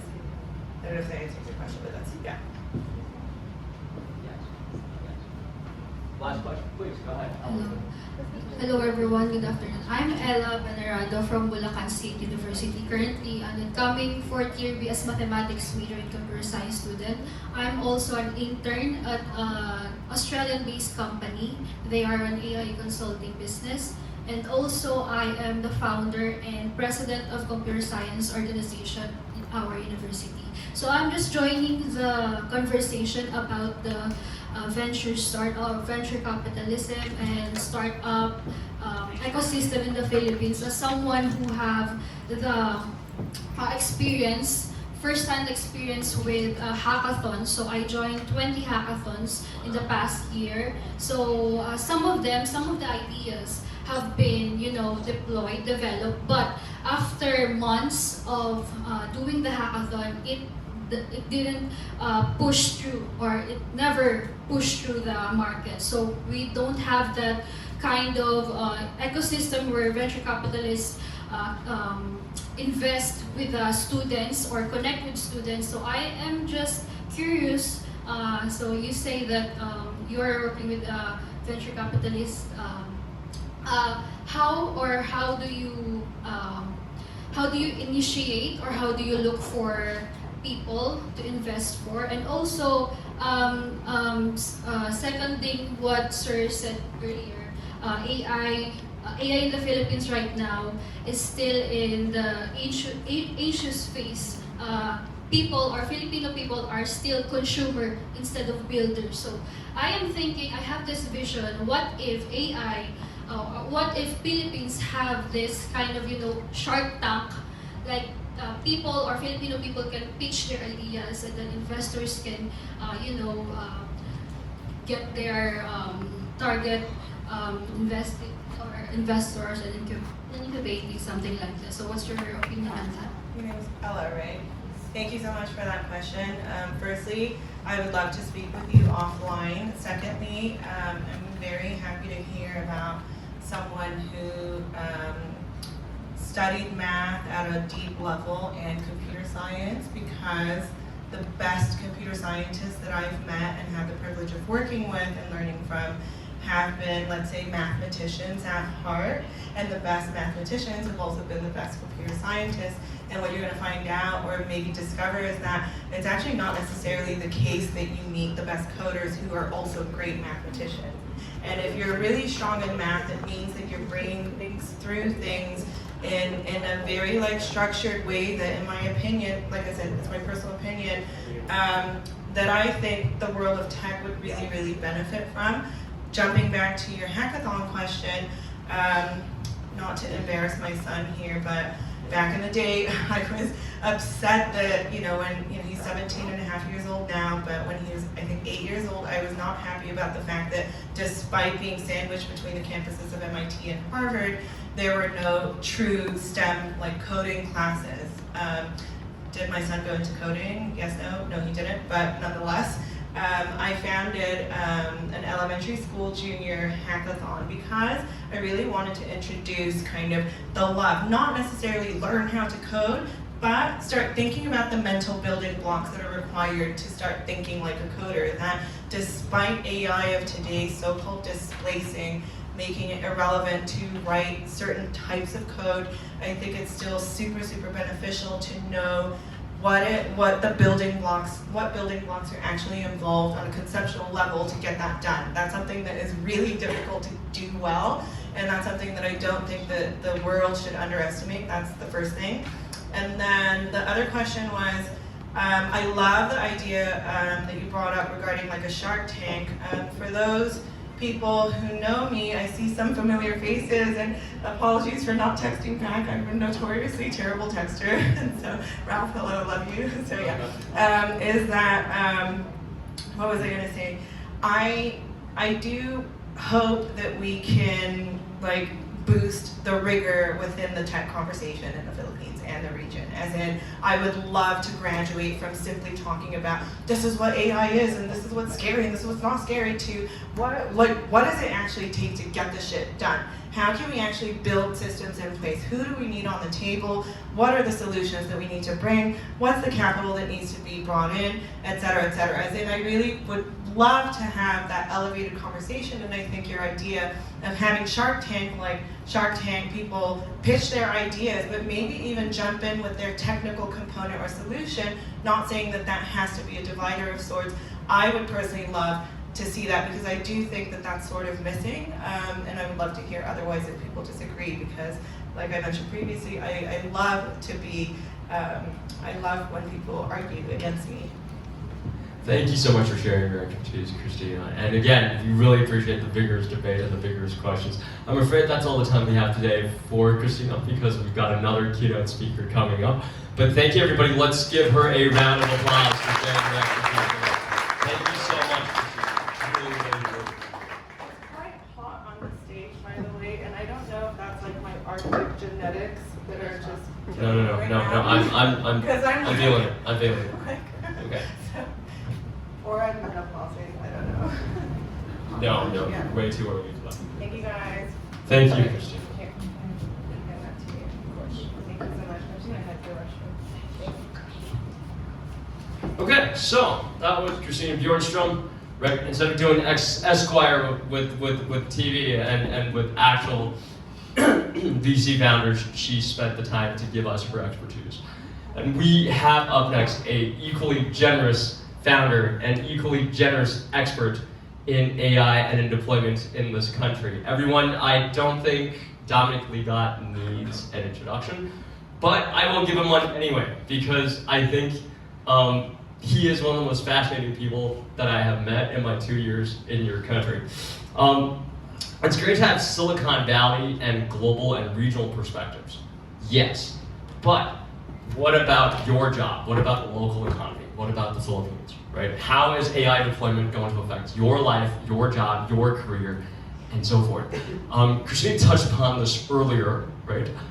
Many jobs in the country, whether it's virtual assistants, whether it's BPO, whether it's back office support.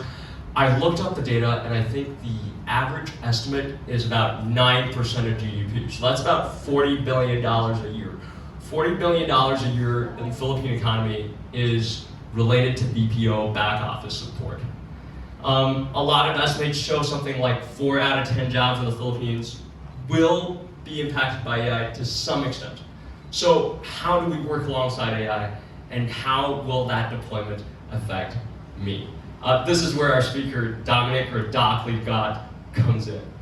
He is the Director for AI Ethics and Governance at the Philippine AI Business Association, where he's been on the front lines of building a responsible AI agenda. I binge watched his numerous interviews online, and if you look him up, if you look up Doc Legat on YouTube, you'll have a very pleasant and a very long list of interviews with various TV channels where he really advocates for responsible AI, for a governance framework, and for proper regulation. Dominic brings diverse perspectives as a technologist, data scientist, and entrepreneur. He's dealt with both the 2000s dot-com bubble and the subsequent 2008 financial crash. So he is not a newbie when it comes to bubbles, and he has an expert eye when it comes to spotting hype.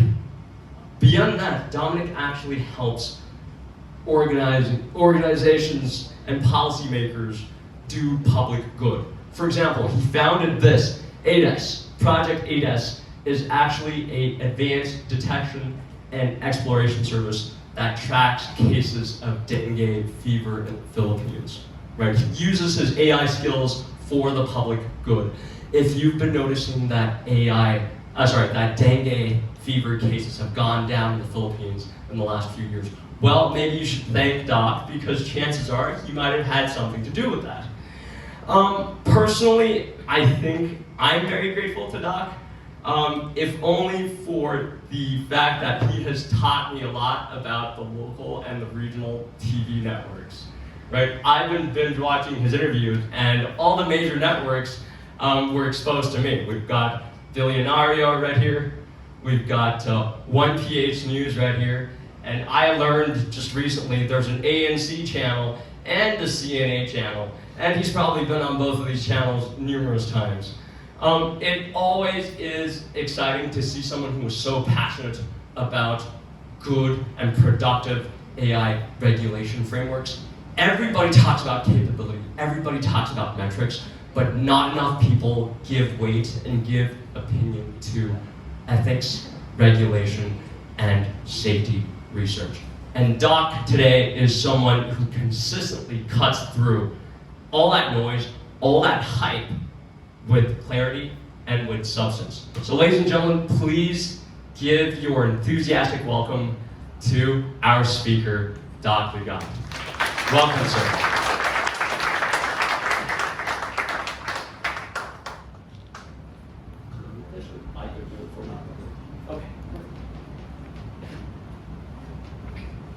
Hey everyone, good afternoon. How many of you are not founders? Not. Nice. How many of you are not AI engineers? Not. Not. Great. How many of you are hungry? Okay, I will only be able to help one of the three. Okay, so number one, thank you Jack and team for having me today. I'm very humbled to be addressing a group.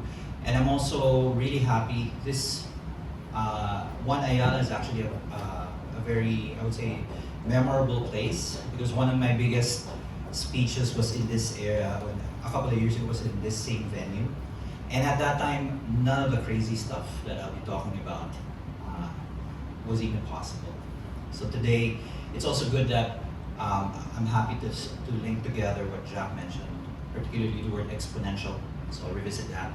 Christina also mentioned BPOs. She also mentioned startups. So I'm going to look at the kind of the remainder of that pie. What about employees? What about jobs? And I also noted a friend of mine, Ivan, raised a very spicy question about why the Philippines. And feel free, Ivan, to disagree as well with what I'm going to talk about. So I want to start with this. How many of you know what movie this is? Twilight Zone, good guess. Anyone else? Psycho. Did you know this is Psycho? Nah, I think this is more familiar, right? The Shining. So I like I'm a big fan of Hitchcock movies. Psycho is number one for me. I like it because when you start watching Psycho, I don't know if you've seen Psycho recently. I had to rewatch it for this talk. It starts out completely differently from how you now know it, if you know Psycho. I don't know, the one person who said this was Psycho, do you remember what was happening here? This is within the first 10 minutes of the movie.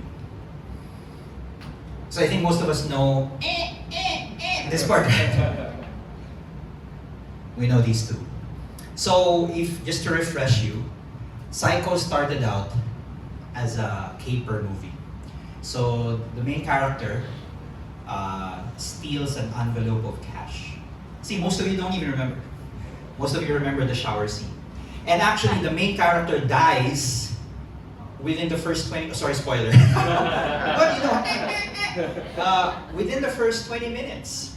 The remainder of the movie is about this guy, Anthony Perkins, who plays anyway, spoiled it already. He thought it was someone else. He thought it was his mom. And the punchline is actually him. The mom's dead too. But the reason why I brought this up, I think we're living in if I'm going to synthesize what Christina and Jack talked about, we're living in a psycho world right now. In the sense of, we thought we were watching one movie, but it's actually something else. And I'll leave you guys with a bit of mystery of why I think that's the case, but I think once we've connected the dots on all of our talks, you'll agree. You thought you were watching this AI movie, but the real truth is something else. Okay, so I want to center in this question. This is kind of the pop question. Can you really control AI? I think it depends, no? Maybe over merienda, let's talk about that. And more importantly, will we be replaced by AI? I think that's the more relevant thing, right? Because, you know, Christina mentioned, okay, even if you're not a PhD, you should be able to use AI, etc. And again, depending on where you sit in that spectrum, I want to start with kind of an easy example of what's happening now. How many of you have heard of DeepSeek? Heard of, not necessarily used. So those of you who don't know what DeepSeek is, it's a Chinese company, and they created this AI model, which I'm sure not some of you use. It's completely free, it's perfect. It's actually quite fast and smart. I think most of the time it's even smarter than ChatGPT. Except, don't ask it any questions about Chinese politics. So this conversation, some of you might remember this, I talked about this online. This was my first interaction with DeepSeek. So bad shot na ako agad. Sabi ko, tell me about the 9-dash line. And the UNCLOS ruling, blah, blah, blah. I was in a FEME event and that was the topic. And DeepSeek said, nope, not gonna talk about that. Nope. And of course, this is February 2025 when it first became public. Of course, I was not satisfied. So I went to Perplexity, one of my favorite AI. Because not only does it answer the question, it gives you the references. So I said, yeah, thanks Perplexity for saying that the Chinese claim was invalid. Sorry, China, if you're here and listening. But then I wondered, this AI knows the answer, quote unquote. I wonder what would happen if I asked DeepSeek to summarize what Perplexity said. So I uploaded the answer of Perplexity as a PDF. And you can see immediately DeepSeek was suspicious. Are you human? And then, yep, I'm human. And then for the first few seconds, I thought it worked. So it said, okay, the document summarizes the ruling against China, the claim was valid. But then a few seconds in, it seemed to realize what it was doing. It stopped, and then it did what it wrote. It's still the most bizarre interaction I've had with AI, you know? I don't know if this still happens. You can go to deepseek.com so you can be blacklisted like me. But I think this was simultaneously the best and the worst interaction I've had with any AI. Because you were used to AI just complying, right? With what we ask it to do. This one initially complied and then corrected itself. I think focusing on that part is essential if you want to put your mind in what's happening today. Because DeepSeek is like any foundation model, you know, it responds to prompts, it's already been pre-trained. But for that interaction to have happened, and Ivan and I have had chats about this online, there had to have been a second model. That second model didn't need to be prompted. It already had a plan, and it was listening actively. And then when a trigger, maybe the answer of the original model, flagged the condition, it intervened. Make sense? That's agentic. That's how AI works today. You don't have to tell it what to do. Just give it a goal, and it will accomplish the goal. I've had debates with other developers about this, and they said, no, it's guardrails. Guardrails are agentic. So talking about the point earlier with Christina, how do you govern AI? Well, the current thinking is you need AI to govern AI. Because humans can't do it. Now, ignoring the political angle of it, well, how about us, humans? You know, what if I didn't know any better and I just believed what DeepSeek said? That's the issue that's, I think, at play here. So, does this thing work? Yeah. So, following on our earlier question, we now are at this point. We are at a point where machines are autonomous and they're enforcing truth. You know, I talk a lot with journalists about, can we use AI for fact checking? He said, yeah, DeepSeek is fact checking. The question is, whose fact is it checking? So it's gonna come back to whoever wrote the original plan for DeepSeek in the first place. And then, does it now become more like us? I think you can say yes and no, because we kind of disagree on everything. We disagree on Trump, we disagree on Sara Duterte, But that's humans. We've come to expect that behavior from humans. We're always debating. But now machines are starting to act like us. It's also debating. In fact, it's even rewriting, facts. We're used to just going to Wikipedia, reading the truth, quote unquote, and say, hey, Wikipedia says this.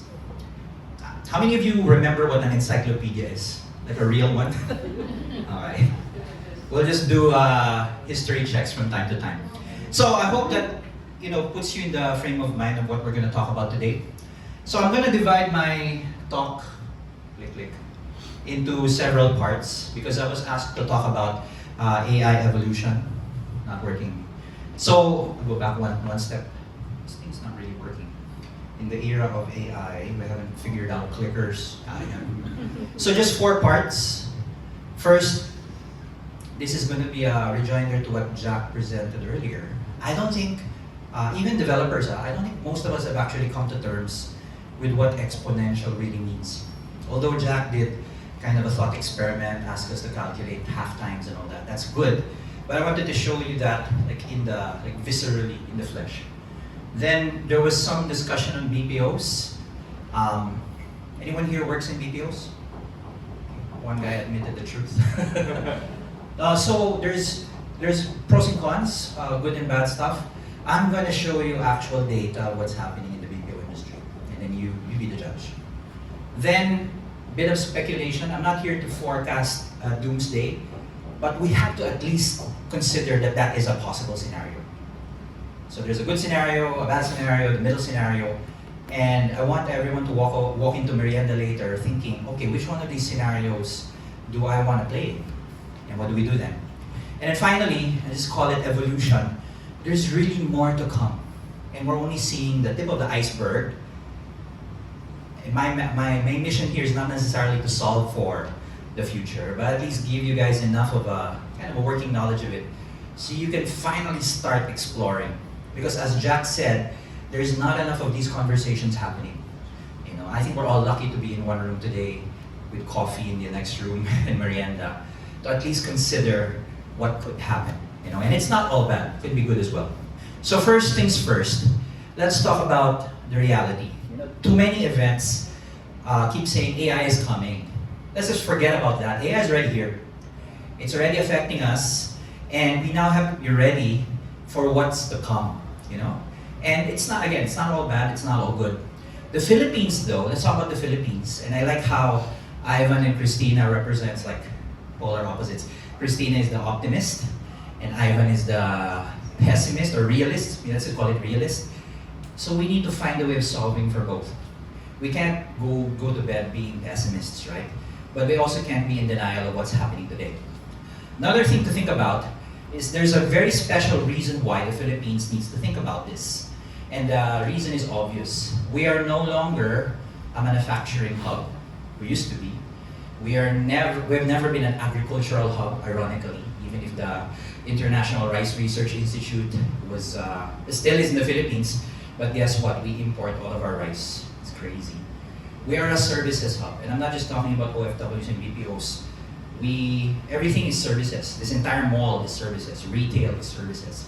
So the best export the Philippines has is people. That's what we're a people exporting country. We export them like meat. But then that's not necessarily a bad thing. But I don't think we're capitalizing enough on that. So coming from that scenario, we're actually in the middle of doing a lot of research, on labor impacts. We're working with Dole. I'm going to present the IMF data later. And then there's current events from Anthropic that if you look at them in isolation, they all kind of make sense, but then when you put them all together, something doesn't add up. So hopefully you'll get that sense. This graph, sorry, I'll have a lot of charts, so you're going to get hungry. An older one. This comes from the AI safety report, where I was randomly chosen to represent the Philippines for a year. This is what triggered the alarm. Joshua Bengio, Yan Lecun, etc. What is this? So pay attention to the horizontal line on top. That is human level performance. And then each of these lines are various AI models. No? This one is, the pink one is MNIST, handwritten digits, ImageNet, image recognition. So every AI you can think of is represented here. So if you look closely, you will see there are two things that are undeniable. One, given enough time, AI will reach the black line. No? So it's still strange to me when I meet people who start with AI will never ... History has shown that the way machine learning works, given enough data, given enough time, and then later, I'll harken back to what Jack said about exponential, AI will hit what we think we can only do. The second part is more subtle. Can you tell what's the undeniable truth here? If you look at it over time, the slope of the lines become more vertical. That's the exponential curve. In other words, what took MNIST 13 years, this is Yang LeCun's work actually, the handwritten digits. No? He made that convolutional network. Took 13 years for it to get to our level. The new models now, within 1 year, they're hitting it, and less.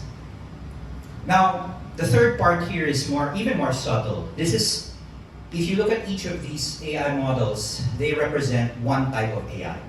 Image recognition, voice recognition, statistical modeling. So we're used to what we call narrow AI. AI that only does one thing. And that's why I don't think people are really alarmed, quote unquote, enough. Because we say, oh yeah, this thing can play chess, but it can't do Jeopardy. Oh, this thing can do Jeopardy, but it's not going to take my job. So the first myth we have to bust is we are still living in what we call a narrow AI world. This is a similar chart. Jack talked about this. This is an older version of that. Same trend. These are scores of large language models taking exams. All right? And you can see over time, what are they doing? Over time, they're now hitting, this is the PhD level thing that Jack mentioned.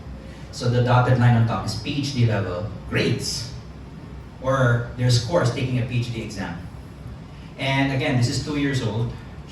GPT-01, we're now GPT 5.5, was already hitting PhD level. But here's the real punchline. This is not PhD in one field. These benchmarks are PhDs in all fields, right?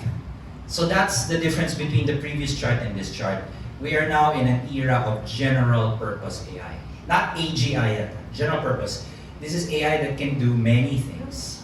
So not only can they read handwriting, they can create images, they can answer questions, and now they can do coding and processes. I think that's the counterintuitive part most people forget. We're used to seeing AI just do one thing. Now you can use these tools for many things, and they're reaching it at human level performance. Several months ago, a company called Swarm, run by a distant cousin of mine, they published the Philippine AI report, and where they surveyed 200 companies, Filipino companies, actual companies. And they said, what do you use AI for?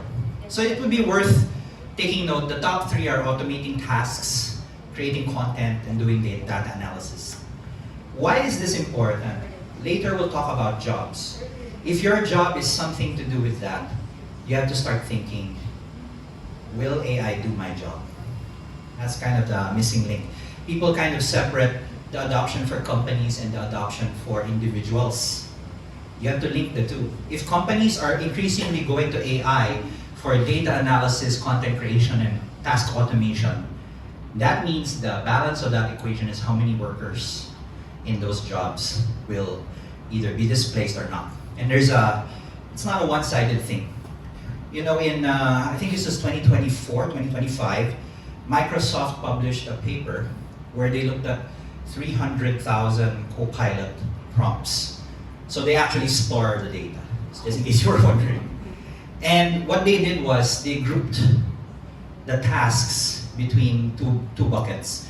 This chart on the left, these are prompts where humans ask AI to help them with their tasks. The chart on the right are the prompts where humans ask AI to do the task on their own. Right? The tails are similar, but just focus on the top, the longest bars. No? On the left, this is augmentation. It's mostly about getting info, obtain info, gather info. So it goes without saying, AI is mostly a search tool for augmented tasks. But look at the right. There are 4 long bars.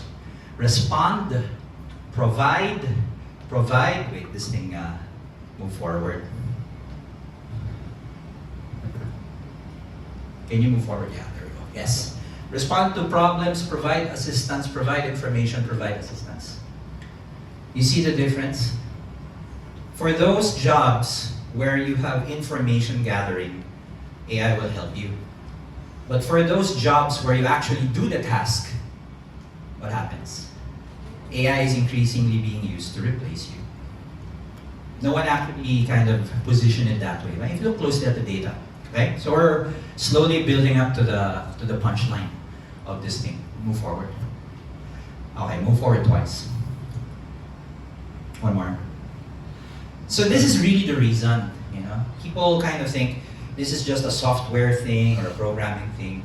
Actually, the real reason that this thing is happening is hardware. So this, somebody mentioned Moore's Law earlier. This is Moore's Law. Since the 50s, AI models, and these are just AI models, have been improving at a rate of 140% per year. Actually pretty impressive. No? But then you notice, sometime in 2010, I think that's the line, the slope accelerated. It suddenly improves now at least 400% per year. So what was the difference? 2010 was the year a company that most people didn't know about called NVIDIA started selling GPUs for things other than games. If you're a gamer, you know that a GPU from NVIDIA would be used to render very realistic, photorealistic graphics because of graphics processing units. What NVIDIA realized is you can actually use the same architecture to mine crypto and also train AI models. So it's all about data processing. And again, that chart's pretty old. Jack had a more recent chart. The exponential, this is an exponential curve, by the way. They just flattened it into logarithmic. So for as long as we have data centers being built and water being boiled off the earth and carbon being generated, which is a different issue altogether, the trend will continue. These AI models will just get better and better and better, faster and faster and faster. But there's a human side to that. The models may get smarter and faster, but what about humans? No? We're not really growing smarter and faster as well. That's what's happening. Okay. There's another chart. We were talking with this is now the AI Safety Report panel. Implications on work. And this is one of the data we gathered globally. So the y-axis here is how much of your job is exposed to AI. And the x-axis here is salary. Right? So let that sink for a while. What do you see? The more you're paid, the more AI is exposed to your job. Not necessarily replacing, but exposed. And this is important for us to kind of internalize, because I think maybe some of you still think of it this way, that AI is something that does low-level, monotonous, repetitive work. And if you're somehow a highly paid something with a lot of cerebral cognitive powers, AI will never replace your work. Well, guess what? The opposite is true. AI can certainly do low-level work, but actually the smarter your job is, the more AI can actually do it. Because of the way AI works today. And later I'll try to disambiguate the different types of AI. So, tasks in higher paid jobs seem to be more exposed to AI. But are they replaceable? This is where we'll go to IMF. So IMF published this paper looking at Filipino jobs, Filipinos in the Philippines. And this time they looked at two things: exposure, how much of your job is involving AI, and complementarity. I think that's the key. Is what you're doing complementary to AI? If you're complementary with AI, that means your tasks, if you remember the Microsoft chart earlier, is you working with AI to do something. If your job is not complementary with AI, it means AI can either do your tasks or you can do your tasks without AI, mutually exclusive. The green bar here, and I'll zoom in later, represents jobs that are not, or tasks that are not exposed to AI. And then blue and red are exposed to AI. So if we zoom in, these are the highly exposed jobs to AI. It's almost all blue and red, no? You see some green there. Lecture, science, insurance, pretty much everyone in this building is that job, right? At the bottom, physical labor, services to buildings, food, veterinary, etc. So the scientific report on safety was correct. The higher paid jobs are more exposed to AI. And the lower paid jobs are not. But exposure doesn't mean replaceable. It's about the complementarity. So I just resorted this chart by the red bar. The red bar are tasks that are not complementary with AI. That means if you wanted to, you could give those tasks to AI alone. Or you could keep humans doing it on their own. And now the picture becomes clearer. White collar, clerical work, cognitive work, not complementary. And then of course the less exposed ones, mostly green. There is one job here, if you'll notice, that is highly complementary with AI. That's a blue bar. Can you spot it? It's in the lower third. Here. This was a big surprise to me when I saw it. Because if there is one sector that is highly negative about AI, it's our school professors. Because, you know, students are writing better essays than them, they're doing research in a fraction of the time. That's why part of my work is also looking at education reform. I think seeing this and all the noise coming from De La Salle and Ateneo and UP and everyone else, I feel that that's a big opportunity. How can we transform education and accelerate learning with AI and not ban AI? It's not going to be an easy solution. We need to think further about that. But education is an input to labor. So if we can't fix education, never mind about labor. They're all screwed by the time they come out of school. How many here are Gen Z? You were born 1995 onwards. So Gen Z, you guys are old. By 2028, Gen Alpha that succeeded Gen Z will be 18 years old. You see how old we are? They started in 2010. So 2028, we will have AI native voters voting whoever will be into presidency. Last year, Gen Beta started. So it's a 15-year blocks. Don't ask me why marketers did that. But that means the Gen Beta will not remember the world before AI. Can you imagine that? They'll be 18 years old by 2035. And God save us by that time, what will happen? On the other hand, if you have people who are AI natives, what could you do with them? I think that was the missing part of Christina's thesis. It's not so much about infrastructure. So if I had to add a slide there, I would be solving for the future Filipinos, future generation. We have the highest internet, social media use, and probably AI use in the world individually. It's the companies that are lagging. So I feel that's really the real thesis. And that kind of unifies it with Ivan's challenge earlier. Yes, corruption, lack of foreign investment. But one thing is undeniable. We're a very digitally internet savvy population. And I think we just need to think about how do we empower those people, us, to solve for it. It's not going to be easy. Okay, so back to this chart. I think I dwelled on it too much. The top is cerebral, and the bottom is physical. Does that mean we all stop doing office labor, go to being mechanics and plumbers? Well, actually, don't earn too badly elsewhere. It's only in the Philippines where we really pay them badly, admittedly. Again, open-ended question that we need to think about. Okay, so this is a chart that came much more recently. It came from Anthropic, and it's a bit hard to read. And I hate spider charts because they're hard to interpret. But the idea here is every spoke here is an industry. And the blue lines are the theoretical ability of AI to do labor. No? So for example, in management tasks, AI can probably do 95%, and so on and so forth.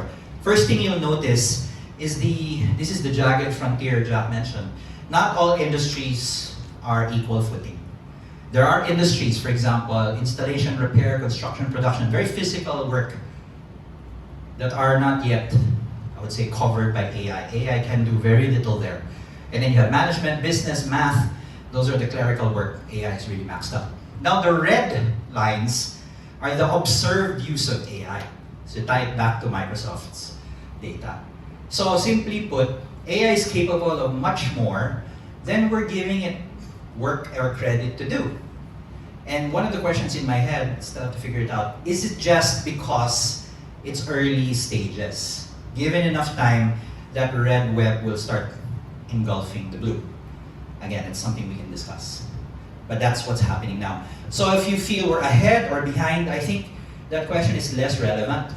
I think the relevance is, are we maximizing whatever AI is giving us? And I think those people who are using AI for coding, that's the early adoption stage. Even non-coders are using AI now to do agentic tasks. So this is what Claude Code was doing for dev, Claude Co-work is doing for non-dev. And that's what's happening today. Okay, so let's move further. No? Actual use of AI is the red. Now let's go back to companies. Swarm said, so why haven't you adopted AI as much? And the interesting thing here is, the top reason is skills. We really don't know how it works. Or we think we know how it works, but it works very differently. Second reason, we're worried about privacy and security. That question was there. And then the funny part is everything else. Unrealistic expectations. Internal development hurdles. And then IT user friction. I was just briefing a major corporation yesterday about this. And they weren't even debating like the capabilities of Copilot versus ChatGPT. You know, the debate was, why hasn't IT approved my application for AI yet? Procurement is the problem. And I think if you go back to that spider part, I wonder how much of that gap between the red and the blue is simply because companies have not reorganized themselves to adopt AI. Are we still debating whether AI can do things or not, given all of the evidence? You see, that's strange. That's why it doesn't make sense to me. It's like debating, does Google really work? Or does Tesla really work? The evidence is there. I think the real issue is culture. Our culture has not moved. Or at least maybe there are two types of cultures. The culture on the ground and the culture at the top. And that includes the corruption that I have mentioned. Okay, so hopefully that paints the picture. Now let's zoom in on BPOs. I had the privilege of working very closely with BPO associations. And I myself worked in a BPO about a decade ago. So I know the life. I want to show you, just on the basis of the data that they publish, that if we're still in denial whether BPOs are getting affected or not, we should not be. So one of the first things that the BPO Association publishes is adoption. This came from a 2024 survey. 8% of BPOs have already claimed they've lost work because of AI. This is 2 years ago. But then 13% said they gained work because of AI. So I think that's the thing that in the media, I get interviewed a lot, as Jack showed. The media doesn't like that. They want a one-sided story. Either AI will kill BPOs or BPOs are going to transcend. Both are happening. But I think this is irrelevant because this is just supply and demand from North America mostly. This is the issue. 50%, if you combine these two, have experienced job changes and require upskilling. That's the issue. It's not that jobs are going or coming, it's that the jobs have changed and our productivity is now lagging because the demands of the job factor in AI, but the capability of the workers, which includes all of us, have not changed. So 2 years ago, what about now? What's happening now? So one of the things that BPOs love talking about, the association, is they have a very, very aggressive target. In 2021, there were about 1.5 million workers in the sector, and by 2028, they expect to add 1 million jobs. Very good goal. The good thing is, we can measure how well we're doing against this target. And this is where we are now, as of last year. We expected to be at 2 million, but we're short. 80K. Doesn't sound like a lot, no? But if you're into data like me and you love torturing statistics, what if we converted this into a growth rate? And that's what this looks like. The BPO sector expected to grow at 8.5% per year to reach that 1 million. And this is how they're doing now. At the start, it wasn't too bad, but then now we're like at 5.5%. And then, I think the latest forecast is we're gonna grow at 3%. And then, just connect the dots. This is me, by the way, it's not them talking. It's not too bad to assume that that growth will actually stop. If this growth rate keeps falling, the way it's falling like a rock, we could see actually the peak of the BPO sector by next year. And then after that, again, these are just lines on the board. It's actually going to start reversing. So those of you who follow, markets, you do your technical analysis, you do your trends. This is what it could look like. We could actually have less workers in 2 years than we have today, just purely basing it on the growth trend. Because they don't really disclose anything else, and no one discloses job losses, but you can't hide the fact that we're off. We're off the target. In fact, the latest news, if you Google IBPAP, is they are actually, in fact, revising their target. So there is a way, there's actually an implicit admission already na 2.5 not achievable. What does that mean in terms of dollars? Jack mentioned this. The sector is at 40 billion. Roughly a little higher than OFWs, 9% to 10% of our GDP. And the idea was to grow that all the way to 59 billion. But if this trend is what I expect it to be, probably here. This is it. This is the peak. And that means the GDP is at risk. So this is the growth trend again of revenue and headcount of BPOs. If I put that side by side with GDP, it's very consistent.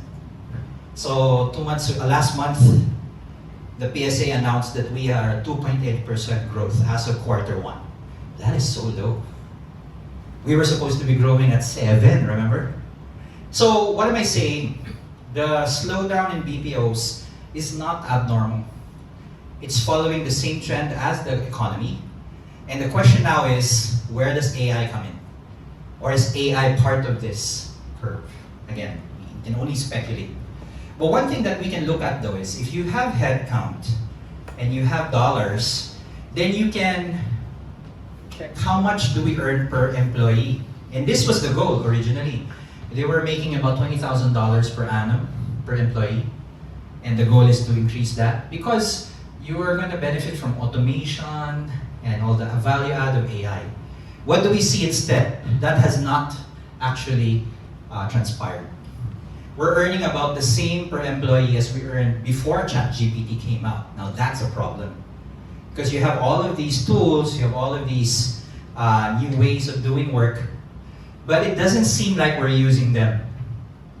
The fact that we're growing slower compounds the issue. So these are the kinds of conversations I think that we need to be having. No more hype, no more Terminator or Skynet. It's about value. And you can already see BPOs showing it. These are published statistics. I didn't invent any of this. And if we follow the same trend, it's going to be flat. We're going to be growing less, and we're not going to earn more than this per employee. And that means we're going to be earning less. And that's not very good for a country of Gen Z and Gen Alpha and Gen Beta. Boring, no? Puro charts. Okay, so to summarize this part, I'm at the halfway point. The roadmap of the BPO sector was written in 2021. It did not include AI, and more importantly, it did not anticipate the conflict in the Middle East. The slowdown we're experiencing now is largely due to the oil prices going up, inflation, and let's face it, less OFWs. Because you don't want to be going to countries where you can get bombed. and the OFWs we have in the Middle East, they're being shipped back.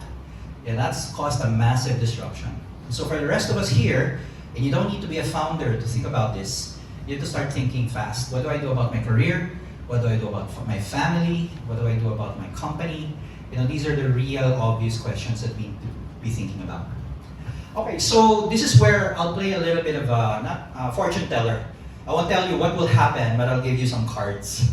And then the important thing is we need to start thinking about what if scenarios. I'll just give you 3. There could be more. It's doomsday, boring, and sci-fi. Okay, let's talk about sci-fi first. Sci-fi is we augment ourselves with AI. That's the promise, right?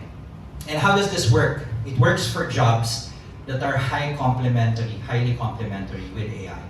So if you use AI to improve your work, take that to the next step. But obviously, this will not happen unless we invest in upskilling. Because these tools change every day. But the stuff we've been studying in school hasn't changed for centuries. So there's a gap. I think that's a business opportunity. The education, that blue bar, I don't think they were talking about universities. I think they're talking about ed tech startups. Unfortunately, education is highly regulated, so good luck with that. But nothing stops us from meeting in One Ayala to learn, right? So this is the ideal outcome, inclusive productivity. Okay? The boring scenario is what we're probably experiencing now. What does this mean? You have a 2-speed highway. The ones with AI, expressway. The one without AI, traffic. And you know where we are right now. It's the most traffic-riddled place in Makati. So what's the issue here? Those with skills, they benefit. But those without the skills, they'll stagnate. I think this is the default scenario. If we do nothing, and Philippines is very known for doing nothing, we will end up with this. Now, what do? If you're in the traffic-riddled road, how do you cross over? Skills. And if you're in the high-speed highway, I think there's less of this happening. How do you help the guys cross over? So I think that's more organization, communities, this stuff. Yes, stop talking about Y Combinator, honestly. If you wanted to talk Y Combinator, you should be in California. You should not be in Makati, honestly. But this is Makati. So let's talk about how do we fix Makati, if you want to. It might still be cheaper to just book a plane to San Francisco. Alright, doomsday scenario. This is what people are worried about. This is where jobs that are not complementary suddenly get left behind. Because as Jack was showing, the adoption is accelerating by exponential rates now. I don't think it's gonna happen though. But not for reasons we're comfortable with. I think the mitigating factor here is management. Leaders are gun shy to invest in IT, technology. So can you imagine that? The only reason we haven't had double-digit unemployment is because your boss doesn't know how to use AI. Because once they learn, oh man, you're screwed, you're toast. HR, IT, you better come in the room, we're gonna revamp everything. But will it stay that way forever? I don't think so. Why? Because the Gen Zs are now entering management roles. And when the Gen Zs are running it, everyone gets screwed. I'm Gen X, unfortunately. All I need to do is kick back and watch the train wreck in slow motion. The boomers are all retired, playing golf, or they're dying. It'll be a problem between the Gen Z bosses and the Gen Alpha and Gen Beta workers. And they're all gonna start using AI to attack each other, maybe. So this is the long-term track if we are not careful. Okay, so where does that bring us? I think the message I want to leave here is not be depressed. It's more of there is no predetermined fate. And that's why it's important we have, events like this, people like Christina and all these incubators, accelerators, VCs. At least you have options. But I'll also be very frank, it's not a founder market right now. So if you're a founder, good luck. You really have to level up. If you're not a founder, okay, let's have coffee. Because there are companies that will survive this mess. But then your passport to your career is your skills. So as they said, if you're the only typist in the room when everyone's using WordPerfect. Remember WordPerfect? Yeah. Then it'll take a lot to learn WordPerfect. Okay, this is facts. So there is a website called Bloomberry, not the Bloomberry Razon. They track job openings, and this was the delta, the change between jobs in 2024 and 2025 in the creative sector. And you can see the red bars: graphic artist, photographer, writer, journalist. One job grew: designer, creative director. And I think this is very telling. It's now less about execution, because AI can execute, and it's more about orchestration. That means if you used to be a developer, now you have to become a senior developer managing agents. And that's going to be the template for every job. It's not that we will lose those jobs, but the jobs will fundamentally change. So there is a part of it that will be skills, but there's also a part of it that will be mindset. It's very different to be a manager, no? It's hard to manage people to begin with, but now you're going to be managing digital people, agents, and they're going to be twice as much of a problem to manage. So that's another skill that needs to develop. So back to our question. Machines are now taking jobs. Are they replacing us? Okay, last third. It really actually is, if you're in my position, it's hard not to be asked, what do you think will happen? Speculate. And then when they say, oh, Doc had it wrong, he says that he doesn't know what he's talking about. Actually, it's not really about having it right or wrong.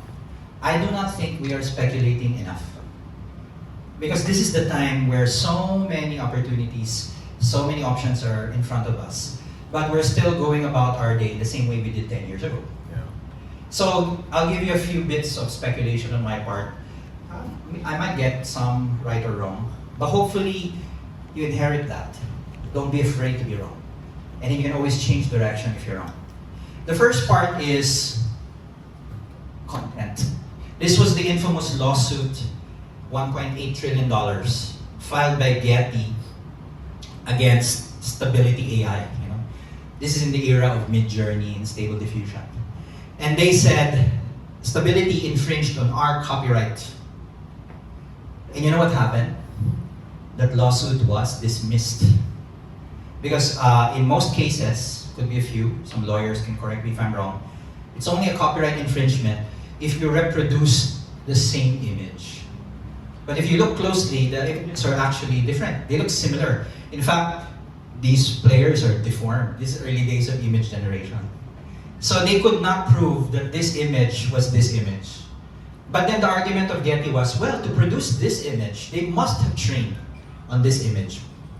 Unfortunately, the training part does not constitute publication. And that's the loophole that saved Stability $1.8 trillion. There is one thing though that Stability missed. It looks like they reproduced the Getty logo. Bit deformed. So maybe not copyright, but trademark infringement. So how many here are in the legal practice, lawyer and otherwise? Oh wow, there's a lawyer at the back. That is a massive opportunity because no one is writing the rules for this yet. There are only 2 countries that I know of that have a copyright law.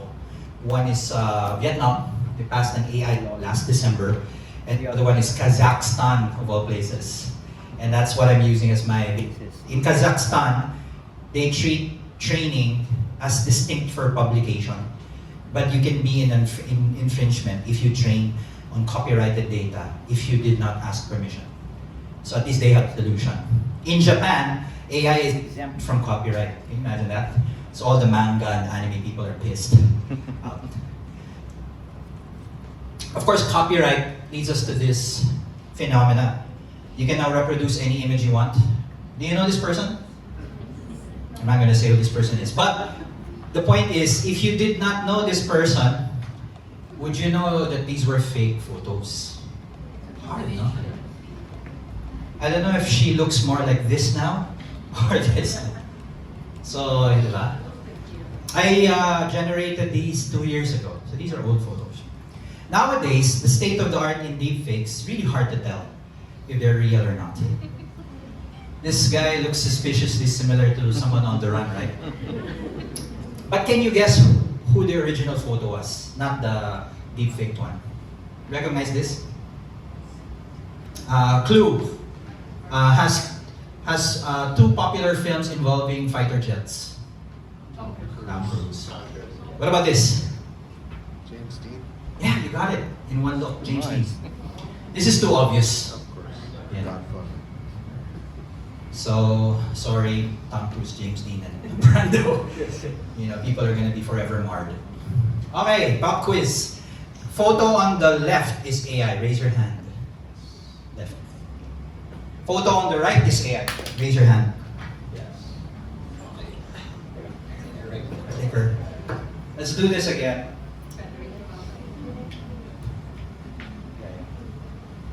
I think you guys were not ready for that. She blurred out photos. They're videos. Again, left is AI. Raise your hand. Yes. Left, which who's left? Your left? Right is AI. Raise your hand.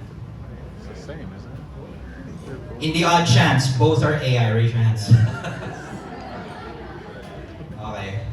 I think I missed that. So the left is Kling, China, and the right is Luma AI. It's American. Hey, the clicker started working when I jumped in. So this is me. If you go to Hugging Face, search for a model called Quen Image Angles. And what it can do is it can generate completely fictional angles from any photo. Okay? You move it forward, yeah. So that's a fake angle. You can tell because, you know, if you look closely, some of the font is garbled. But at first glance, the photo on the right doesn't exist. It's all fake. I can say 50 degrees to the left, 50 degrees to the right, give me a bird's eye view. All fake. I know this because the original photo didn't have my shoes. And AI thinks I'm wearing boots. Because it makes sense, right? You have slacks, a blazer, must be boots, but I actually always wear sneakers, you know me. So I know that's fake news. But you're now in an era where AI manufactures, media. Do you have the audio? Does it work? If not, we can skip it. So this is a normal video of me talking. I think, how many of you have used a program called HeyGen? Not many people. So this is a video I uploaded to HeyGen. Then can you move forward to the next one? You can upload any video, any photo, and it can generate, avatars for you in any language. Unfortunately, we don't have the audio, but this is me speaking very bad Spanish. Yeah, actual. But now I think the HeyGen capabilities have gotten much better. You have Tagalog, you have Bisaya. So it's very, very safe to assume that any image you see online is a completely AI-generated photo. So this is, I think this went viral last year. There was this blazing truck video uploaded to Instagram, and they said this is somewhere in Manila. So the entire Metro Manila Fire Department converged there, Oh, wow. only to find a very pristine-looking truck. Wow. It was a prank, but that just destroyed traffic movement for that day. And they couldn't find out where the video came from, who's going to take accountability, etc. So this should give you a trend. All media, probably fake. Where will it take you, right? And unfortunately, AI cannot detect AI-generated media reliably. Yeah. So in case you thought it was possible, there's actually a mathematical reason for that, which we can discuss some other time. It's really not viable right now. You still need humans to do some investigation. So reality now being shaped by AI. Okay, so we're now in the kind of the agentic era buzzword. But if we go back in time, I'm nearly done. It started with this thing called RPA, robotic process automation. If you've used an Excel macro, you kind of have an idea what that looks like. You record steps and then you can play it back automatically. Windows had a macro function before until developers started using it to create viruses, so they had to remove it. Then in the 2010s, we were introduced to the term machine learning, big data. It actually existed longer than that, but this is when it became popular. The big chunk of my career was here. In 2023, we were thrust into the generative AI world. I was actually a beta tester for ChatGPT, GPT-2 era, back in 2022. So I had an advanced inkling, this is going to be big. And then as of last year, we're in agentic. So what's the big deal? This is the most IT looking slide you'll see, though, don't worry. So RPA was simply if-then statements. This happens, do that. Then you record many iterations of that. And you can crunch a 30-minute workflow into 5 minutes. So automation was already happening in the 90s. When big data became popular, the sequence flipped. You don't need to provide if-then statements, you just provide data. And then the task was to do modeling.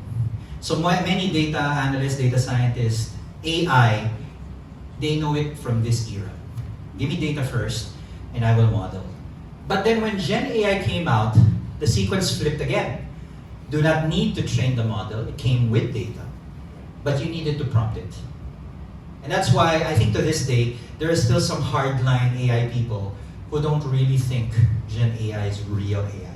Actually it is. But it works slightly differently.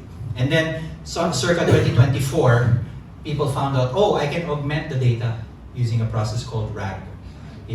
Which is now just uploading a PDF, that's RAG. Or me uploading a video. So you can use data as the prompt. That's how it works. Which brings us to now. What's agentic? Like we saw in the DeepSeek earlier. Agentic is basically Gen AI prompting other Gen AI. So all you need to do is give it a goal, which is still a prompt. Then give it some skills, which is another prompt. And then there's what we call a harness, which is essentially, cron jobs, if you're familiar with that, which allow AI to keep repeating a loop. That's why it's called loop engineering now, until the plan is accomplished. That's the intelligence we're facing. So if you think about it, it's not like real intelligence, but it approximates intelligence. Because if you have models that prompt themselves, they never get tired, they never go on leave, they never get sick. Eventually, they will crack a problem. Not all problems, but most of the day-to-day problems we solve here in Makati. And that's why jobs need to be reviewed.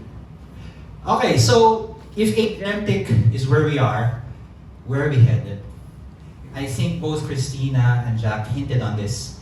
Because up until now, the AI we're used to is digital. They live in computers.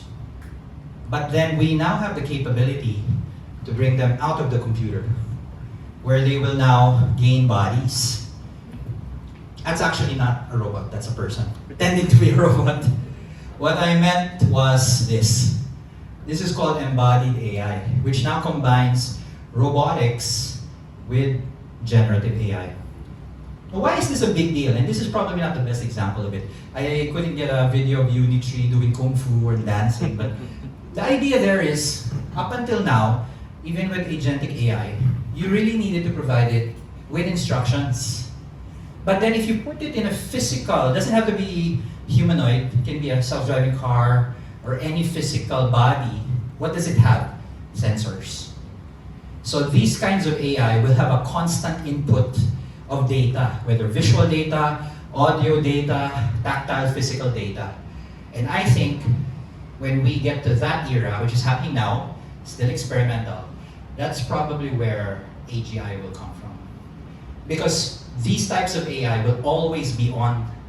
They'll always be listening or watching. And the types of data it will process will be multimodal. Right now, everything is reduced to a token, words, pixels. But if you're in multimodal, that means what the AI will see, it will be able to relate to what it hears, it will be able to relate to what it touches, and the data structures, if you're a nerd, to cover that will be vastly more complex than what we know now. And that means those white spaces earlier, which is physical labor, that's what's going to go after it. And this is not science fiction anymore, it's real. So AI gains physical bodies. So I want to summarize, I'm nearly done. This is today. And so when we say, are we ready for the future? I don't think we're really ready for it. But at least you can start with admitting to yourselves what is already happening today. Media is manipulated by AI. AI doesn't need us to prompt it anymore. AI is actually enforcing truth. AI is reaching human level performance. Even with the robotics, it will happen. AI is taking our jobs. And AI has bodies. So reorient your worldview. And how do you react to this? I think net, there will be more jobs in the AI era. Just like, I don't have a slide for it, but in the early 19th century, ice plants started appearing. Familiar with ice plants? Before then, you had to cut ice from lakes to have mahis con hielo. And it never occurred to people you can manufacture ice. But then the ice plant owners didn't realize the refrigerator, your grandparents called it frigidaire, I think, would then allow people to make their own ice. You see how much of a radical change that was? From mining ice to manufacturing ice to making your own ice. That's the same thing happening to AI today. Because we all grew up in the era before large language models. Okay, so just to very, very short plug, that's what we do. That's what I do. There are so many developers out there, data scientists. What we focus on is organizations. So if you need help, if you're an older company, you need to retool your company towards AI, we don't do all of the work, but we help create roadmaps and strategies. And some of those concepts you already saw today. So if you're interested, you can download this guide. It's a free guide to AI transformation. You just need to leave us your email so we can ask you about it later. And the steps to it are fairly straightforward.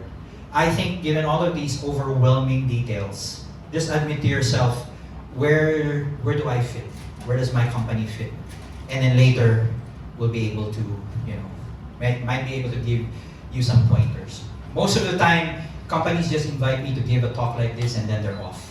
I'm sure most of you kind of had a few lights open in your head after listening to me, right? And I think that's all it takes. I think we far too much overcomplicate what we need to do with AI. Anyway, if you want, you can reach out to me later. I can give you the link as well.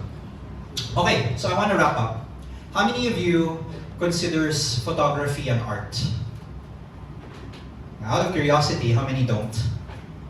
Okay, there's one, two. How many are hungry? Legit. Okay, this is one of those questions where whether you said yes or no, you're actually right. Because when photography came out, right about the time the ice plants came out, they didn't want to call it art. Can you imagine that? They called it documentation. Because this was the era of portraiture. All art was realism. You don't have photographs. Humans made the photographs. And for the longest time, people said this camera thing is going to threaten our livelihoods. We're going to lose our jobs. It's not real art. Sounds very familiar, right? That's how we treat AI for many domains. And this is the way it was for 100 years. Until the hardliners died and the new generation of artists came out. These are some of the early ones. Stieglitz, Ansel Adams, you might recognize landscape photography. Some of those old Windows 95 wallpapers came from Ansel Adams. And Dorothea Land, photo portraits. So far from being an enemy of portraiture, photography became part of portraiture. You're familiar with Juan Luna? Yeah. So he made this big art piece called the Spolarium. He would have hated the camera because he lived in that era. But how many of you know Fernando Amorsolo? I think there's a couple of Amorsolo portraits in this building. He was famous in the 40s and the 50s, and he used photographs as the model for his paintings. That's why he's really good realistic paintings. So Amorsolo is this new era of artists who recognized photography. But here's the thing. Any art nerds here? Wala. Oh yeah, there's at least one. Tell me if you agree. You will know, if you go to museums, what era a piece of art came from, like classic art, depending on what it looks like. Because the art before photography emerged and after, you see a big change. Can you tell the difference?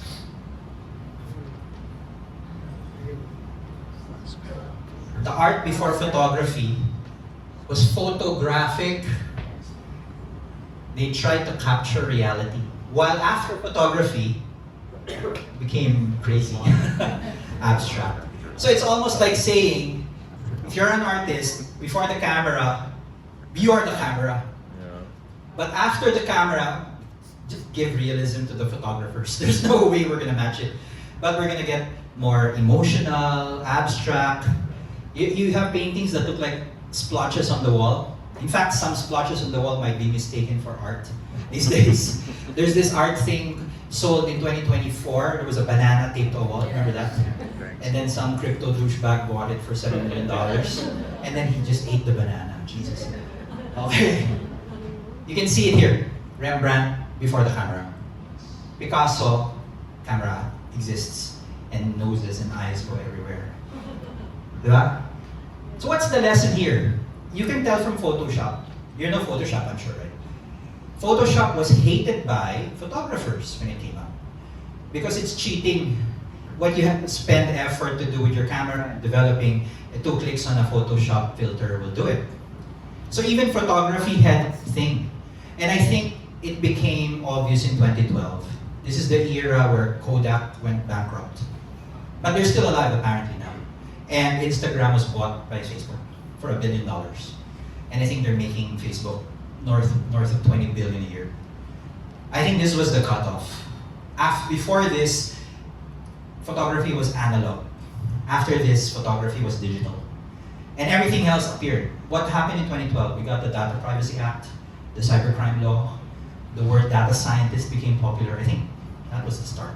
This is now the new era where we're struggling to figure out. So I think that's the second to the final lesson. That was the key of what we need to do. We have to stop thinking of technology as the enemy and maybe find a way to merge with the enemy. Just like photography merged with art. I won't go through this anymore. But what I will point out here, this is the history of AI. You see this part, AI winter. How many are familiar with this term? Okay, AI winter is a 30-year period where, believe it or not, people lost interest in AI. Because for some reason, the technology couldn't execute the expectation. But it ended in 1996, 1997. This was when Kasparov was beaten by Deep Blue. Actually not beaten, draw. There were 6 games, 2 went to IBM and 4 went to Kasparov. He went into a deep depression, but then he recovered and he became an AI resource to come up with new AI for chess. So the latest AI is Stockfish, was born out of that work by Kasparov. What else happened in 1995 to 1997? This is the year Gen Z started. So the Gen Zs don't remember the world before the internet. You can speculate. And then Gen Alpha and Gen Beta will not remember the world before AI. And for the rest of us who are older, unfortunately, we can just watch the train wreck in slow motion. So that's the thing. This is another chess match. This is the second story. I'm about to be done. Where in 2005, there's this thing called the freestyle chess tournament. You can Google it. And these 2 amateur chess players, actually not really amateur, their ELO rating was like 2,000. So it's pretty up there. But versus the 3,000 ELOs. They were able to beat the grandmasters with the help of a chess AI. So in this tournament, you can join human only, AI only, or human in AI versus human in AI. And I like this because no one has ever heard of this story. But apparently the lesson is the best chess is achievable not by AI alone or by humans alone, but humans working with AI. You see a very consistent theme. Okay, last story. So the camera tells us what should change, and chess tells us what human and AI can do together. How many of you had Game & Watch when you were kids? The older ones. Younger ones, Nintendo 64, family computer. Okay, without Googling it, when was Nintendo founded? 80s? I think you know the answer, right?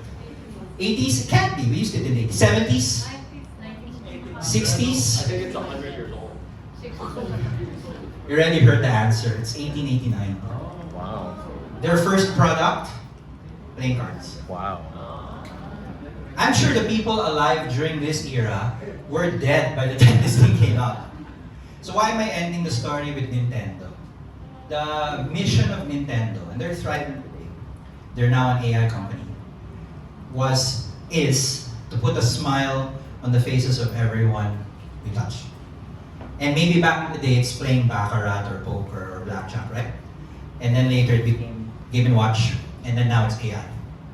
Why am I saying this? I think we're too inundated with stories of technology eating up companies, and we don't talk about stories like Nintendo, where technology allowed them to survive and flourish. So if there is a type of company that I would like to be or work for, it's these kind of companies who evolve with the times. The mission remains, the tools change. Okay, so I'll finally answer this. Can we control AI? Will we be replaced by AI? I think by now, hopefully, you know the answer is none of the above. Because we do not control AI. We do not allow AI to replace us. If I'm going to quote Sam Harris, you realize we are AI. It's trained on us, both good and bad. We just have to realize that, and eventually we figure it out. It's kind of a philosophical thing, but I'd love to hear your thoughts here. Again, this is the QR code for the manual. If you want to reach me, I'm on TikTok, Facebook, every platform. My favorite is LinkedIn. And thank you, Jack, for allowing me to talk today. Thank you very much. Thank you, Dominic. Everybody please give a big round of applause. Ladies and gentlemen, we're running behind schedule by a little bit, but I think it would be remiss not to allow a couple of questions. Yeah, maybe two and then Miranda. Because Doc is really, really good and his material is excellent. I'm sure some of you guys are curious. I would ask you to keep your questions succinct, please. Thank you. Sir. I just go to the question directly. You were saying a while ago about this question of augmentation versus replacement. I'm just curious because how do I say this? Industry always tends to say that you need to upscale in order to catch up with the technology for the workers to end up with these new high-value jobs. Yep. But the reality is, what's happening is that the AI now can actually do the job of say 4 or 5 people. And if that happens, what happens to, and you only need one person to manage that AI. So what happens now to the 4 or 3 people? So do they lose the jobs, or do they, if one of them ends up being the manager of the AI, what happens to the 3 other people? So in reality, there's no augmentation that's really happening. It's just replacement and loss of jobs. Yeah. Did you all hear that? What happens to the 4 people if one person can do the job of 5 or 20 or 100? I'm not going to sugarcoat it. The reality is most companies are far too large for what AI will eventually turn them into. It will not be unheard of to have 1 or 2 man departments and even 1 or 2 man companies. It's already happening in software development. You had a team of 20 devs, you only need 4 or 3. In fact, maybe we can talk about it over Miranda. Devs now struggle to work with other devs because their agents can't really work together. Have you noticed this? If you start using Cloud Code, it's just you and Cloud Code. The only way you can collaborate with other devs is through the output. Oh, I already made the front end. Guess what? If some other devs, agents come in, they're going to rewrite the entire thing. So there's no code consistency. You have to be a bit creative about it. Now you macro that across other types of work. Like I do a lot of research work. I used to run teams of 10 researchers. I only need 2. One to draft, the other to check. Everyone else is agentic. So the answer is the other 4 need to find work where they work with agents. That's the extreme view. But remember, this will not happen like tomorrow, maybe next week it will happen. It's a gradual process. But if you're ahead of the curve, you're learning the orchestration already. Now, whether you end up, how many portraiture artists survive to be photographers? No? But now, if you're into portraiture, you use a camera. So the transformation element is there. And I think, going back to the corp government Ivan brought up, that's where government can help. Because I don't think any company or individual will be influential or powerful enough to move that en masse. You can just only take care of yourself or your own company. Now, if you want to go macro, the government has to do it. I have zero expectation from government at the moment. Although I do talk to them from time to time. I'm actually involved with Congress drafting our AI bill. It's not looking pretty. But I think I just do what I can. So that's the answer. Orchestration. Now, connect the dots. The bigger question is, if you're now just orchestrating, do you really know the job? Yeah. Most of you do, because you did the job originally and then you became the orchestrator. But just the same, you think photographers can paint? Not all. Right? But they can capture images. So that same thing will happen. The nature of what it means to be an expert. That's why I hate it when people call me an expert. I know some things, but the best thing I can really do is to be brutally frank about what's happening, and then the rest is really all up to us. How are we going to transform? So again, that's education also. It's going to be an endless conversation. The nature of education will change. Or I think the better analogy is, you don't need to be a mechanic to drive a car.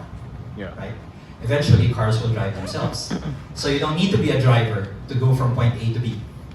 So who will now be left to know how spark plugs work, or oil? Or maybe it's not even relevant because we don't have internal combustion engines anymore. Or do we need driver's licenses? And the whole thing just changes. So by the time Gen Beta 2035 comes in, it's going to be a very different world. We'll be all be senior citizens by then, just chilling, dialysis, diabetes. Yeah, it's all up to you now, kids. I hope that helps. Questions? Sorry. So I just would like to add another variable in the mix. It's population. Yes. So right now we are overpopulated. But the trend now also is that When you see Philippines or global? Philippines. Okay. There's a huge rise in mortality rate and a huge decrease also in birth rates. So maybe in 10 years or 20 years from now, the population will be very low, no? So if that's the case, it will be very hard for the remaining humans to compete with AI-generated humanoids or whatever, or machines. So what do we do? Do you think in that situation, AI will still not be able to replace us? How many here are from the Nordics? Iceland, Finland? So what's happening there is what you're saying. In those countries, birth rates have fallen. And you know what they're doing? They're importing people from the Philippines. I'm not kidding. They will.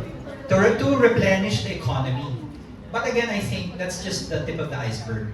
They're going to start importing people who know AI to augment the population. Plus, keep things warm. It's very cold there. Their sidewalks are heated, right?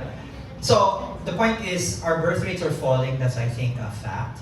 I don't think we'll see it in our lifetime. It's probably a Gen Gamma problem, where people stop screwing each other, just addicted to AI porn. So no one's gonna give birth anymore. No, it's probably still sci-fi, but if I'm alive then, I'm gonna be doing an upskilling program to encourage people to screw. Or maybe we do it artificially, genetics. That's how Krypton ended up, right? And then they go to war, and then they send one kid with all of the DNA to another planet. So good luck, Kal-El. Everything's up to you. But yeah, that's a very important point. I acknowledge that. Question, sir? A question on A question on doomsday and the Philippine government. So there's an incredible, unlike the higher offices, there's an incredible amount of pressure for public administration servants, frontliners, to outcompete their peers. So I can't help but wonder, is there anything that's stopping these frontliners or within their departments from adopting their own Project Dodge in government? I think I'll elaborate. So the premise is government employees are trying to outdo each other. There's a lot of inefficiency. So what's stop? Dodge is like the Elon department, right, in the US. What's stopping them? Procurement. I don't know if you've ever tried bidding for a government contract. It's impossible, unless you pay someone there. And secondly, this is my view. I don't really think government has efficiency in mind. In fact, it's the opposite. The less efficient, the better. I mean, look at what's happening in the Senate. The only thing faster than AI is senators running up and down fire exits. So, nothing I can control. I don't know if you're in the government. My only suggestion is hedge as much as you can. And as you notice, the companies and employees that thrive, guess what? Same pattern. They don't earn money here. They do remote work for abroad, or they work in BPOs, or they actually fly abroad, become OFWs. Because the local economy is not big enough to sustain. You're going to be eating peanuts. So that's really sad. But then it's not something we can't help little by little. The solution to that is more founders. So you can employ more people, more products that you can sell. And Metro Manila is not the Philippines also. What's happening here is fantasy. You go to Cebu, you go to Davao, you go to Iloilo, very different. Some of those economies are self-contained. They're thriving despite all of the politics. So the stuff you're complaining about, I think, is just Metro Manila. Everywhere else. Unfortunately, the majority of the capital is all human and monetary capital is also here. So that's an opportunity. Can you funnel that out? I know there are BPOs already in Dumaguete and other countries, other regions. But then they have the same problem. AI also will threaten them. But maybe they can be more agile, right? So it's a longer answer. But my answer is, I don't think government is optimizing for efficiency. So if you try doing a Dodge type of department, I don't think that secretary will last very long. I think probably dead in the next 2 months or something. One more question. At the back. Hello. Hello everyone. Christian here from an IoT company, and then I've worked with one of the major telco here for 7 years. Which one? It's only one or two. The G one. Doing hyperscale projects and then project management. So thank you, Doc, for the presentation. I would like to ask regarding the Gen AI pertaining the matrix. Is it, in terms of infrastructure, do it requires additional physical infrastructure, or it's the same infrastructure in terms of power and capacity for the traditional LLMs? You mean data centers? Yes, this data centers. Yeah, I think those who know, the processing requirement for AI is different from storage because it's GPU driven. I don't know to what extent our current data center inventory is ready for AI. I know some hyperscalers have it, but guess what? They're empty. No one is actually buying space in those hyperscalers. Why? Because companies are not yet that advanced. Apart from your company, there's no one who's in demand for advanced AI processing. There's a lot of, I would say, hobby level AI. It's in your laptop or Mac Mini. Good, you can do stuff. But I don't think there's any industrialized AI application yet. And at the same time, there's also really bad regulation around it. Like, you try importing GPUs like through customs, you'll never get through. So we're kind of locked in that limbo right now. So most of it is actually being done off the Philippines in the cloud. You're on Azure, your AWS, or you have your own droplet. Or you're like me, I'm buying a lot of old hardware and like networking it old style back at home to approximate a small data center. It's not efficient. And my Meralco bill has seen better days, especially with this Middle East stupid crisis. For some reason, my electric bill doubled, like within the first week of the bombs coming in. I said, how did that happen? These things change real time now, like stocks, no? And then now that apparently the crisis is over, guess what? It's not coming down. It's come down a bit. It's all rigged. But seriously speaking, if you adopt the analogy that AI capability should be like electricity, that's where we're really behind. But in terms of adoption, use, interest, we're actually up there. So again, that's a business opportunity, but you kind of need a lot of capital. I think PLDT and Globe have data center inventory. but it's all storage. And you know what they're trying to do to address that? There are moves to require companies to locate their data here. It's called data localization, data sovereignty. It's just a play by the data center owners to force people to use their stuff. Is it more secure here, more efficient here, cheaper here? Probably not. But then that's how you know how the big players play. They try to rig the law to force it. I would rather go the opposite. Why don't we encourage companies, individuals, upskill them, so that the organic use gets better? It's a longer conversation. We're not at that level yet. I hope that helps. Okay, everybody, I think that's all the time we have right now. Thank you, everyone. Big applause for Enjoy Jack. Marina. So, ladies and gentlemen, before we break for meeting, I think we have a special message from our sponsor, One Nexus, from Izza. Izza, if you could take away, please. Thank you. Thanks again, Doc. All right, so thank you everyone. Thank you, Jack. Thank you, Christina. I don't know if she's still here. And of course, thank you, Doc. So thank you, everybody. Again, we're running a little bit late on time, but food is there. But before we release you out there, I just want to, before we release you, I just want to take this opportunity to thank everybody for being here. Why don't you give yourselves a round of applause? So this is just going to take a few minutes. I want to introduce who we are. So thank you for visiting our office. Thank you for being here in our home. We are One Nexus Life Insurance Company, and this is who we are. Okay. So we are obviously in the life insurance business. We are affiliated with FWD Life Insurance Philippines. Currently, we are the biggest agency in the company, comprising of 1,200 planners. I am one of them. Some of our planners are there at back, in case you want to talk to some of them and inquire. Over 10,000 families protected. The number is actually, I think it's a little higher, but definitely we are one of the top insurers here in the Philippines. And we do have one mission, and that mission is to change the way, to change the way people feel about life insurance. So I'm not gonna ask for a raise of hands. Who here is insured? Who here is not? You know, that's okay, but I just want to let you know that this is our mission. FWD is one of the most progressive companies here in the Philippines. Some of the services that we provide are, okay, so this is how we can help you, okay? Number one, if you're a professional, I think there was a show of hands earlier of who are the employees and who are business owners or who are founders. So if you find yourself, if you're a professional, this is how we can help you. We can help you assess your risk management and help you plan your insurance programs. We have critical illness planning also that we can do on a one-on-one service for you. We can help you with estate planning. Anyone here, I'm gonna ask, this is a joke that most Filipinos will probably understand.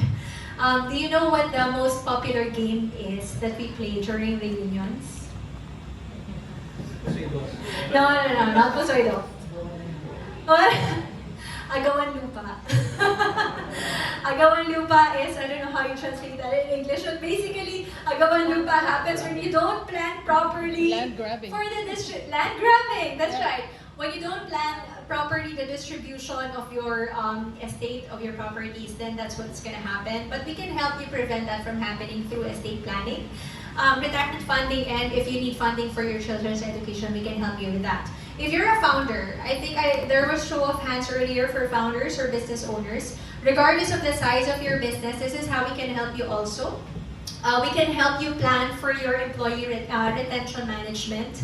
So we can give you benefits if you want that, executive benefits, key man insurance. If you want to set up a buy-sell agreement with your co-founders, we can help you with that. And of course, retirement funding for your employees and institutional investing. If you have a lot of cash that you want to insert, just kidding. If you want to invest, we can definitely help you with that. Okay, what else? Next. All right, so these are some of the solutions that we can help provide for you if you are a solo income earner, or if you're a breadwinner, or if you just want to make sure that family, the income is protected, your savings are protected. We can help you. We can help solve for that through our insurance programs. If you want to augment your coverage, so normally when I do my conversations with business owners, the most common problem that I see is that You are busy putting yourself out there that you forget to create a safety net for yourself. But you know, the reality is your family is not gonna care about your accomplishments or where you are already in your AI and tech journey. What they're gonna care about is, are you leaving them exposed if something happens to you? So we can help you address that so that you can focus on building and we can be your partner in protecting. Okay? And then lastly, sorry, just one, go back. If you're looking to invest, so we have a lot of programs that can give you guaranteed returns. I'm not going to discuss that right now, but we're going to be there at the back. We're going to approach you or just approach us. If you're curious about this, we have programs that give guaranteed returns higher than bank savings accounts or higher than time deposit accounts. So if you're looking to, if you're looking for those facilities, we can help you with that. And then lastly, okay, one more thing. We're also looking for business partners. So if you want to create something on alongside your journey of building your tech startup, your AI journey, you want something that's a little bit more traditional, but still in an industry that is still constantly growing and evolving, we can help. Okay, so we're looking for business partners. If you're constantly looking for opportunities, what we do offer here is a business that is highly scalable. Obviously, in the insurance industry, income is effort-based, so it's not employment. You're not going to be tied down to a single employer. We welcome freelance setup, so that you're not again committed to an employee setup. We do have established systems already, ready for adoption. And what's good with FWD, and this is my favorite part, you know, I'm also, I would call myself like, not really a rookie around AI, but I'm still constantly impressed with how fast and how more efficient it makes us do our tasks. So FWD is also leading in AI adoption. So it's quite exciting now to be in the industry. Yeah, I think, and then for the next slide, yeah, there you go. And on the last note, did you like The Office? Very Do you good. think? Yes. Very Okay, good. so if you are looking for venues, this is actually open. So if you have your own events that you want to do, you can just let us know and we can easily partner with you. We can offer some partnership deals. You don't have to pay for anything. Just give us like a 15-minute program, a part of your program, and you can use the office. Right, so that's it, everyone. Again, thank you. I think you still have some more after, but right now is time to go for a quick break. We have food prepared for everybody here. So I hope you enjoy and have fun for the rest of the weekend. Thank you. Thank you. Thank you. Really appreciate it.